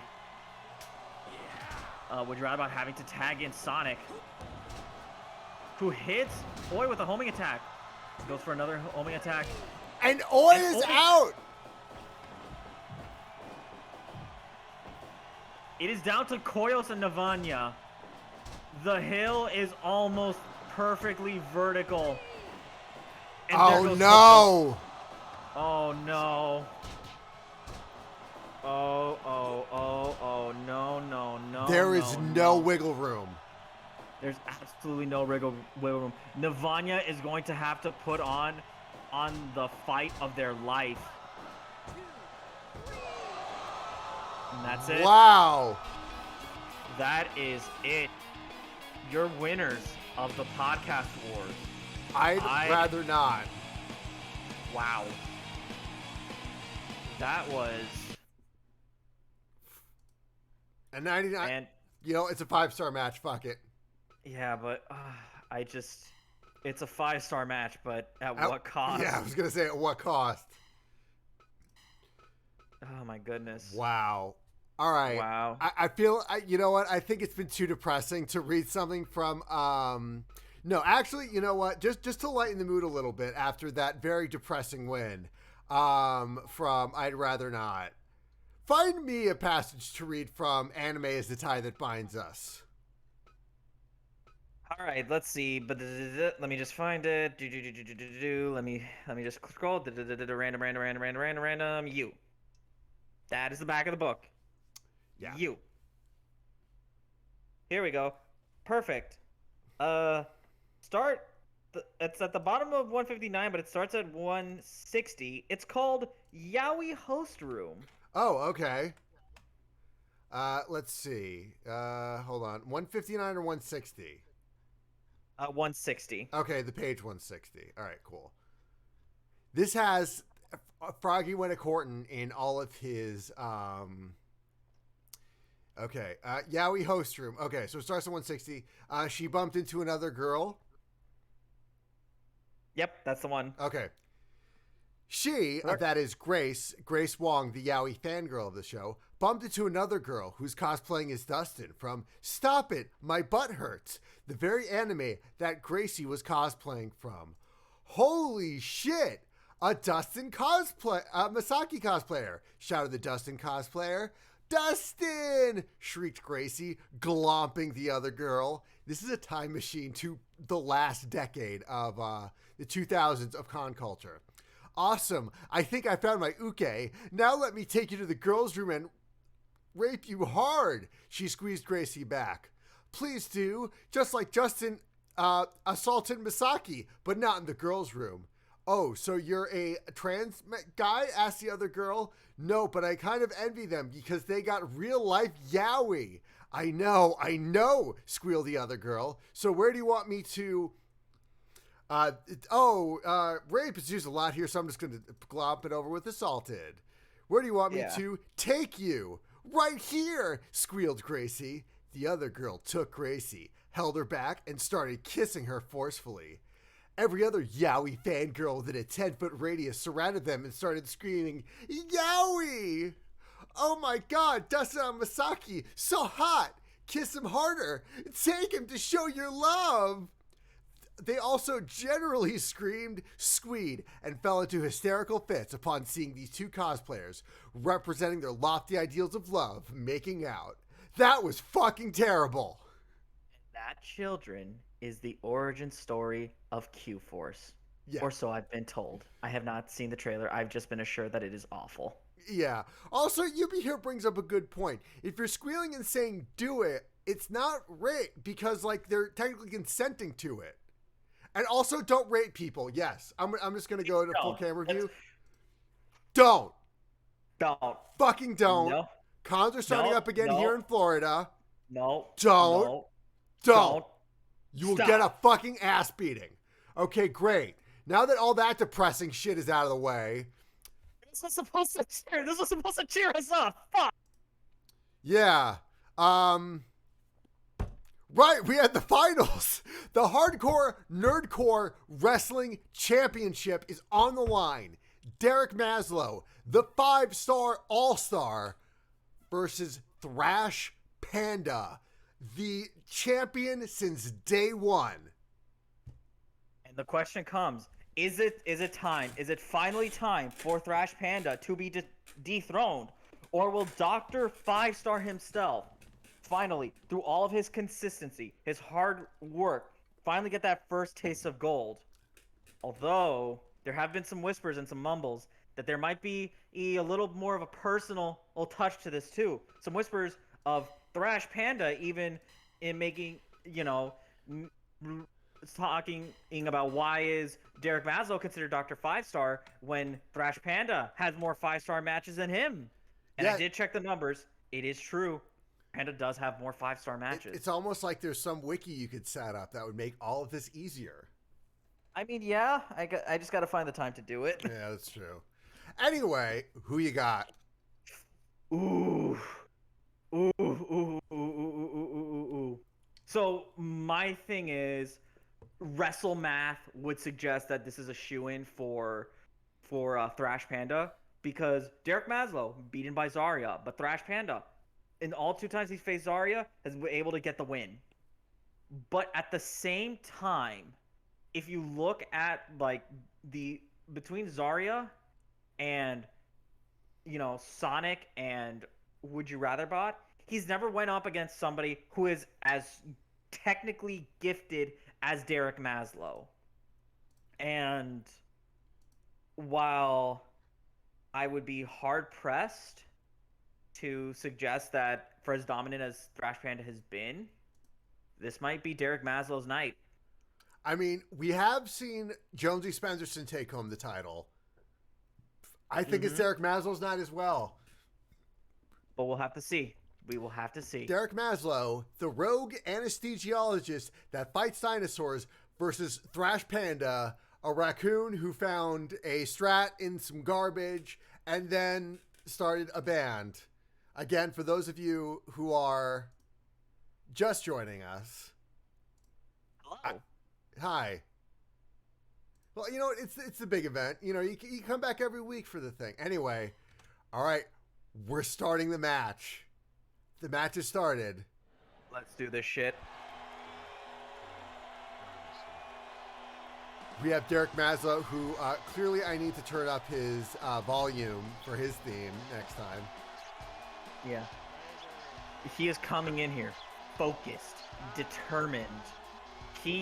This is his big chance, his big opportunity, and he's going to make the most of it. And then you have Thrash Panda coming out in his Bastard Mania gear. I still need to try to find a way to differentiate the entrance gear versus proper wrestling gear. We'll figure it out soon enough. Either way, it's a nice little touch. Yeah. Hell Breakfast was the one who did the design for that, right? Yeah. Well, they did a great job. Yeah. Nice uppercut from Derek. But Thrash Panda starting it early with a power slam. Yup. Oh, but gets Thrash Panda into a Peach special. But Thrash Panda able to get his leg on the ropes. Ooh, a nice snapmare from Thrash Panda. Oh, but Derek Maslow's back up. Nice uppercut from Derek Maslow. But another snapmare from Thrash Panda. No, Thrash Panda trying to be a little more methodical in here. But Thrash Panda, he's a brawler from the streets. He's a suplex machine. It's like, if he can't suplex, what's the point? Yeah, again, he's trying to be methodical in this, but I do agree with you. It would be in his best interest to just get back, to brawling. Just turn the offense on. Don't give Derek Maslow a chance to try and string together submissions on you. Oh, and a reversal. That's what happens when you let Derek Maslow get the best of you. When you give Derek Maslow that room to breathe.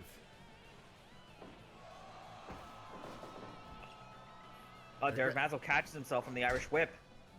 But another snapmare from Thrash Panda. A big kick to the back.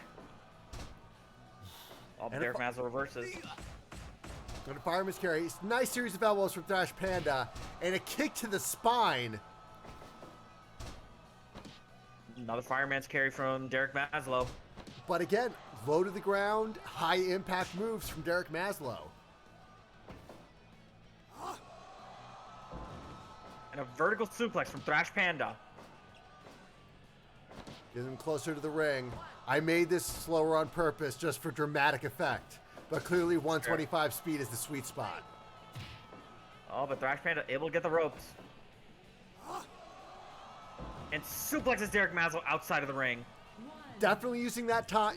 Does not follow up. Very smart to use that time to recover. This is the championship match. This is for the Hardcore Nerdcore Championship. You don't want to waste a second. You don't want to leave anything to chance. But this could be Thrash Panda's last ride as champion. And he doesn't want to do that. No. You know, again, tried suplexes Derek Maslow outside the ring, trying to get more stamina back again. These two again are just very methodical, trying to square each other up. And a gut-wrecked suplex from Derek Maslow. All right, swing and a miss from Derek Maslow. Thrash Panda's getting out of the way. Oh, and Walls of Jericho in the middle of the ring. Thrash Panda able to break out, though. And launches Derek Maslow into a leg drop. What's Derek Maslow doing?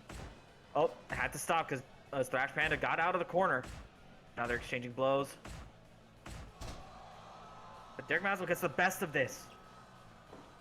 Derek Maslow doing a good job controlling the momentum right now. And weakening Thrash Panda's legs. That's very strong. He's not known for his kicks, more for his throws, but you know, that's where your power comes from, those strong legs. No. And hits. Up. Able to break out of it, though. Oh, and reverses into the Bulldog.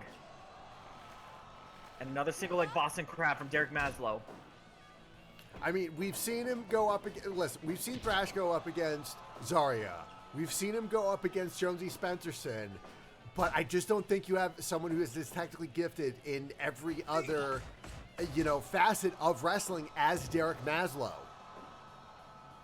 Again, you know, and again, Derek Maslow getting here, he had to beat Jonesy Spencerson, which was not an easy day at the office. We're talking about Jonesy Spencerson, someone who is so fundamentally sound and so fundamentally gifted. And not to mention, in Eric Maslow also having to be someone who held his own against Zarya, who, again, and has been so consistent with his talent and with his abilities. Oh, catches Thrash Panda in another Pete special. Again, it is not an easy day at the office, especially when it's somebody that, in Thrash Panda's brawling background, is not really had any experience in dealing with this type of fighter. Yeah, you know, but then again, we've seen Thrash Panda come back from worse. That is true. That is true. This man treats like the crowd's cheers as like Popeye treats spinach. Oh, and a nice German suplex from Thrash Panda. Punch to the back of the head. Oh, reverses to throw in the turnbuckle. Uh-oh. What's Thrash Panda doing? Uh-oh. Oh, this was the move that ended Zarya on the last time And off the top rope! 2! Oh, it's a near fall! A near fall. Uh-oh. Derek Maslow able to survive. 2. Goes for the roll up. No, only a 2 count. Now it's starting to pick up, folks. Now it is starting to pick up. Yeah, now it's starting to pick up. This is when Thrash Panda is at his best. Ooh, and a big boot to the head. Oh, but a drop toe hold from Derek Maslow. He goes to the ropes. Reverses the clothesline from Thrash Panda, but Thrash Panda able to catch him with a snapmare.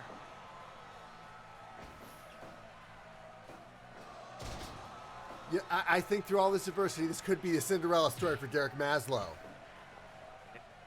It might be. It's either the fight of Thrash Panda's life, the truth that he deserves to be in some kind of Hall of Fame that will probably, I don't know, establish at some point in time, along with all the t-shirt designs we throw out. Then again, that would have to rely on me navigating Adobe Illustrator, and I don't want to do that. And Derek Maslow hits Thrash Panda with a side B, and hits him again with another side B. Ooh, and a screw slam from Derek Maslow. He's going for the pin. A near fall. This could Near be. fall. Uh-oh. And he hits a raccoon driver. Is this gonna be it? 1, 2. The champ retains! With the raccoon driver, The champ retains! Crash Panda's reign continues. Derek Maslow fought his ass off, but it just was not enough. Wow. Wow. And just so you know, listen, so I think it's time to address the elephant in the room. Is like Thrash Panda my overpowered OC? However, the way they do things is a little weird here. So I'm going to go to edit mode, wrestler edit. And there's basically like rubrics they have to kind of determine like how powerful certain characters are. Thrash Panda, like 189 out of 341. Where is the other guy? Derek Maslow, 203 out of 341. So, like, there's still a numbers advantage. Yes, we are seeing some Thrash Pandas in chat. So, yeah, that's it. The champ lives another day. Wow. That's Wow. insane. Holy shit, what a night. Yeah. I mean, part of me feels like it was commentator's curse. What? I don't know. But to be fair, again, it's just Thrash. That's the thing. Thrash Panda How can you stop him? Just how can you stop the Thrash? I don't know. He has been thrashing the competition recently, and you know what? It's always great to watch. You know, I think like we save these interesting fights for once a month because it's when he's at his most powerful. Mm-hmm. So just to recap the night before we sign off, right? Lay it on him. Okay, so first off, we had Ron DeSantis getting his ass beat by a child. Thank God. Raymond beat Ron DeSantis. The zombified Ron DeSantis. Yes, the Up zombify. next, the tag team champs, the Mario Bros, retain against the Lemmy Smash Bros, the team of Peach and Red Link. Again, new exciting, again, very exciting tag team. They've got a long career ahead of them. The Undercard Championship of Sailor Moon versus Jonesy Spencerson. Jonesy Spencerson, his first title here in Hardcore Nerdcore Wrestling. Absolute Cinderella story. You love to see it, folks. You love to see it. And then we have the Bad Movie Night canonization match. Neil Breen from the movie Double Down Is now an official member of the Hardcore Nerdcore Wrestling roster. There I was just passing through. Barbecue sauce on your titties.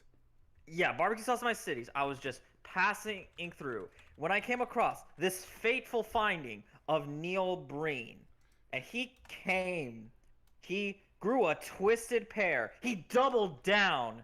And in the end, he was the last one standing, telling the Hardcore Nerdcore Wrestling universe, I am here now. And I've worked all 5 of Neil Breen's movies in one cut. Let's go. Let's see. Then you had the Illuminatros Trios Championship, where we had Overwatch versus Team Fortress 2, and Team Fortress 2 came out victorious. Yeah, so if y'all need an answer, there it is. Yeah. There it is. I mean, like, I still catch Team Fortress, like, pro Team Fortress 2 matches on Twitch occasionally. Like, they're just running all the time. Apparently, it's still big in Europe. I mean, I'm not going to lie. I tune into the Overwatch League, and I watch, the mayhem. Mm-hmm. In fact, I'm going to stream next time. Let's see. Tomorrow night, I am doing a bunch of shit. Saturday night, it's my brother's birthday. Sunday night, I'm probably going to stream some more Backbone. But next time I do stream, and it's not, like, obligated by anything in my brain, fuck it. Just join me for some TF2.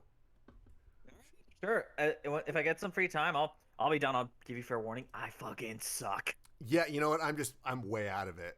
Okay. So, right. So then you have the 3000 Brigade Championship. Zarya lost her belt as part of the Ladies of Overwatch, but gained it, the 3000 Brigade Championship, against Turd Ferguson.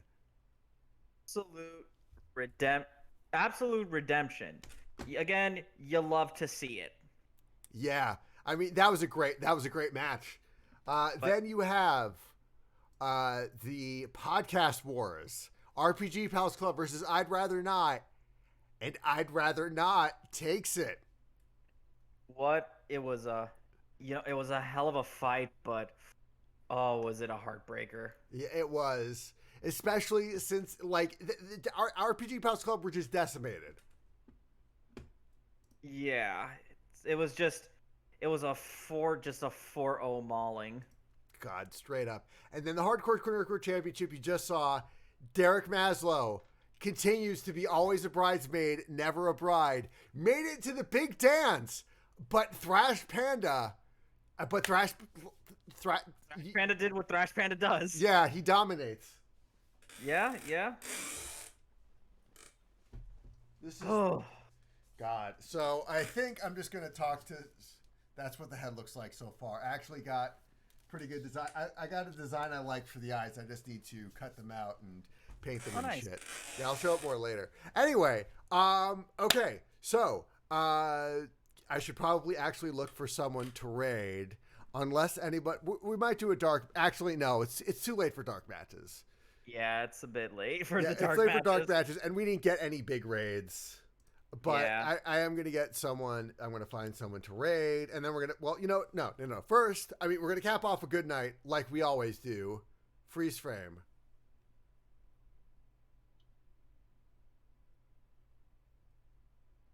And then we do the post show, which is just us fucking around while I look for someone to raid.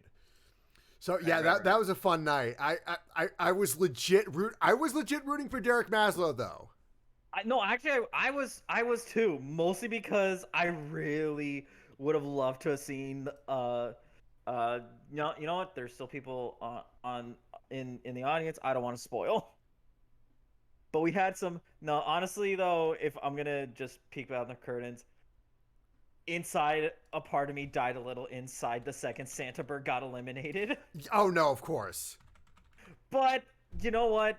Neil Breen is still a hell of a catch. Yeah, I mean Neil. You know the thing is, we also like. It's also one of those things where we have a bunch of other matches we can have in our pocket, the canonization matches, because we can run another Eric in the 3000 Brigade canonization match.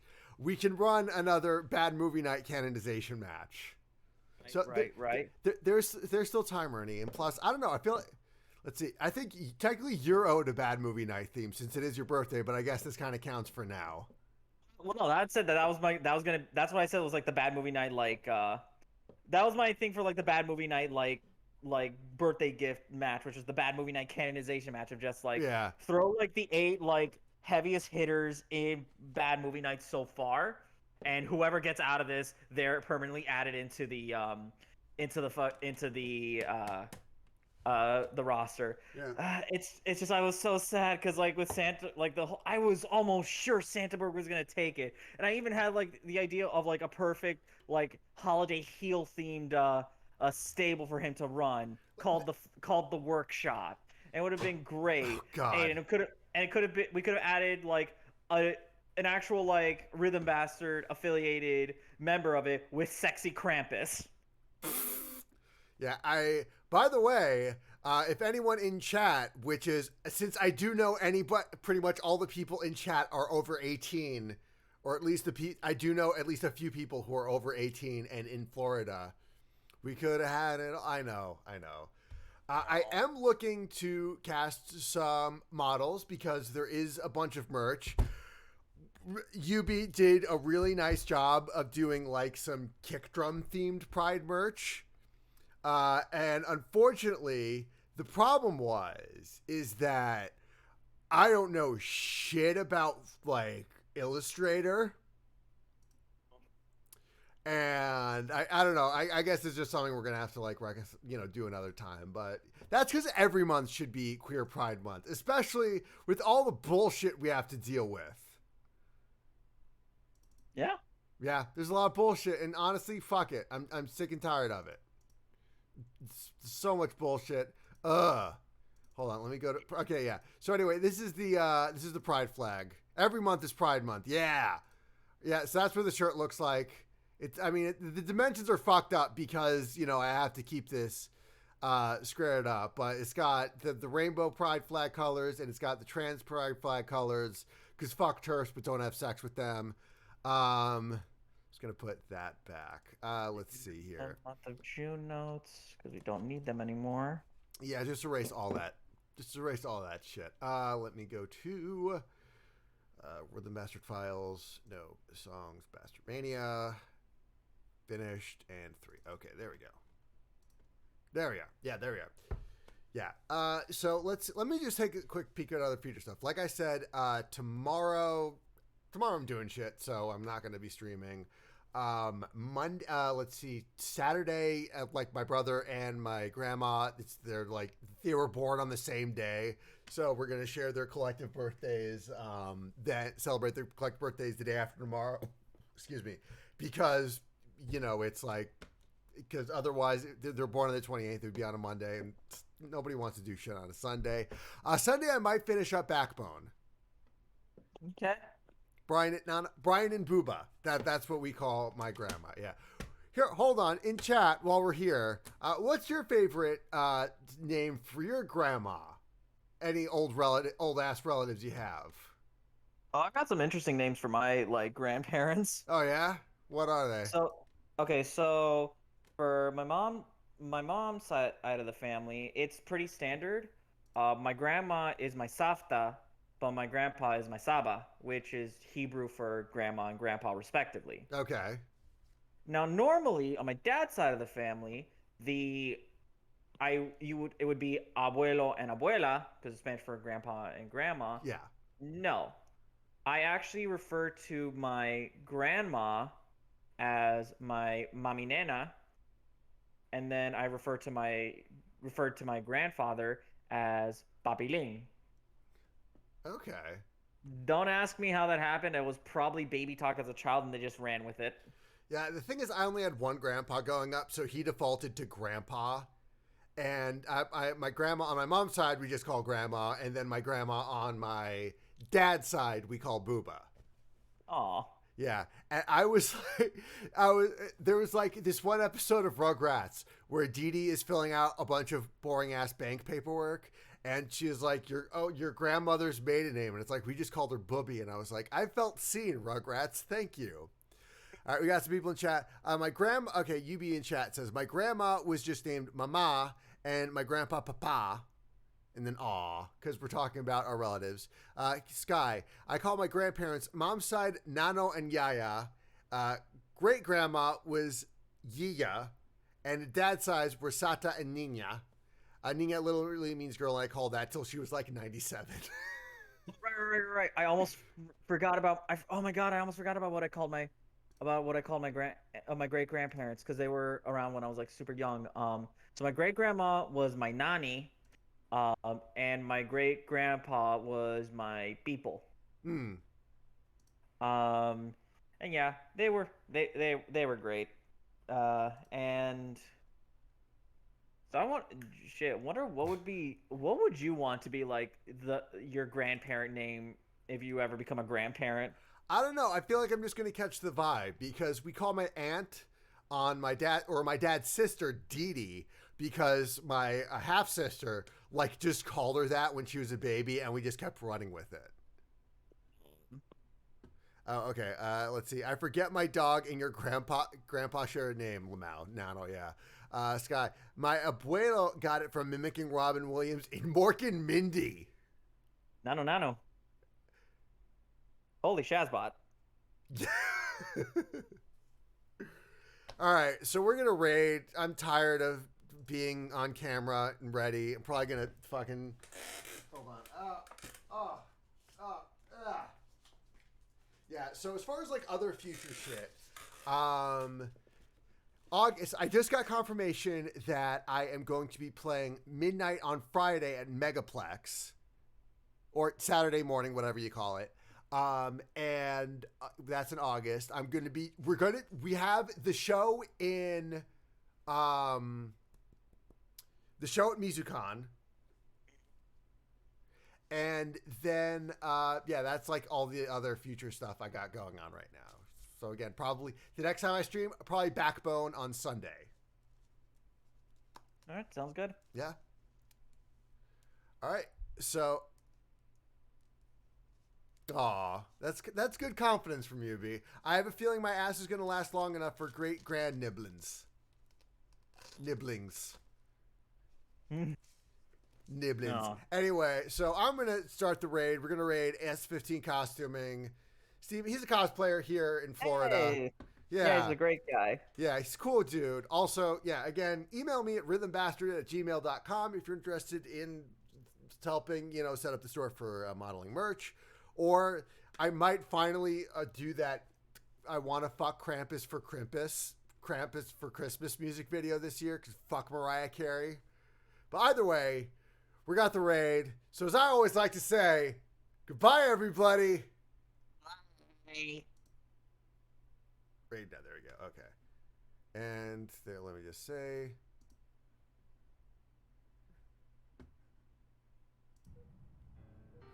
Yo, Rhythm Bastard! Thank you for rating with 5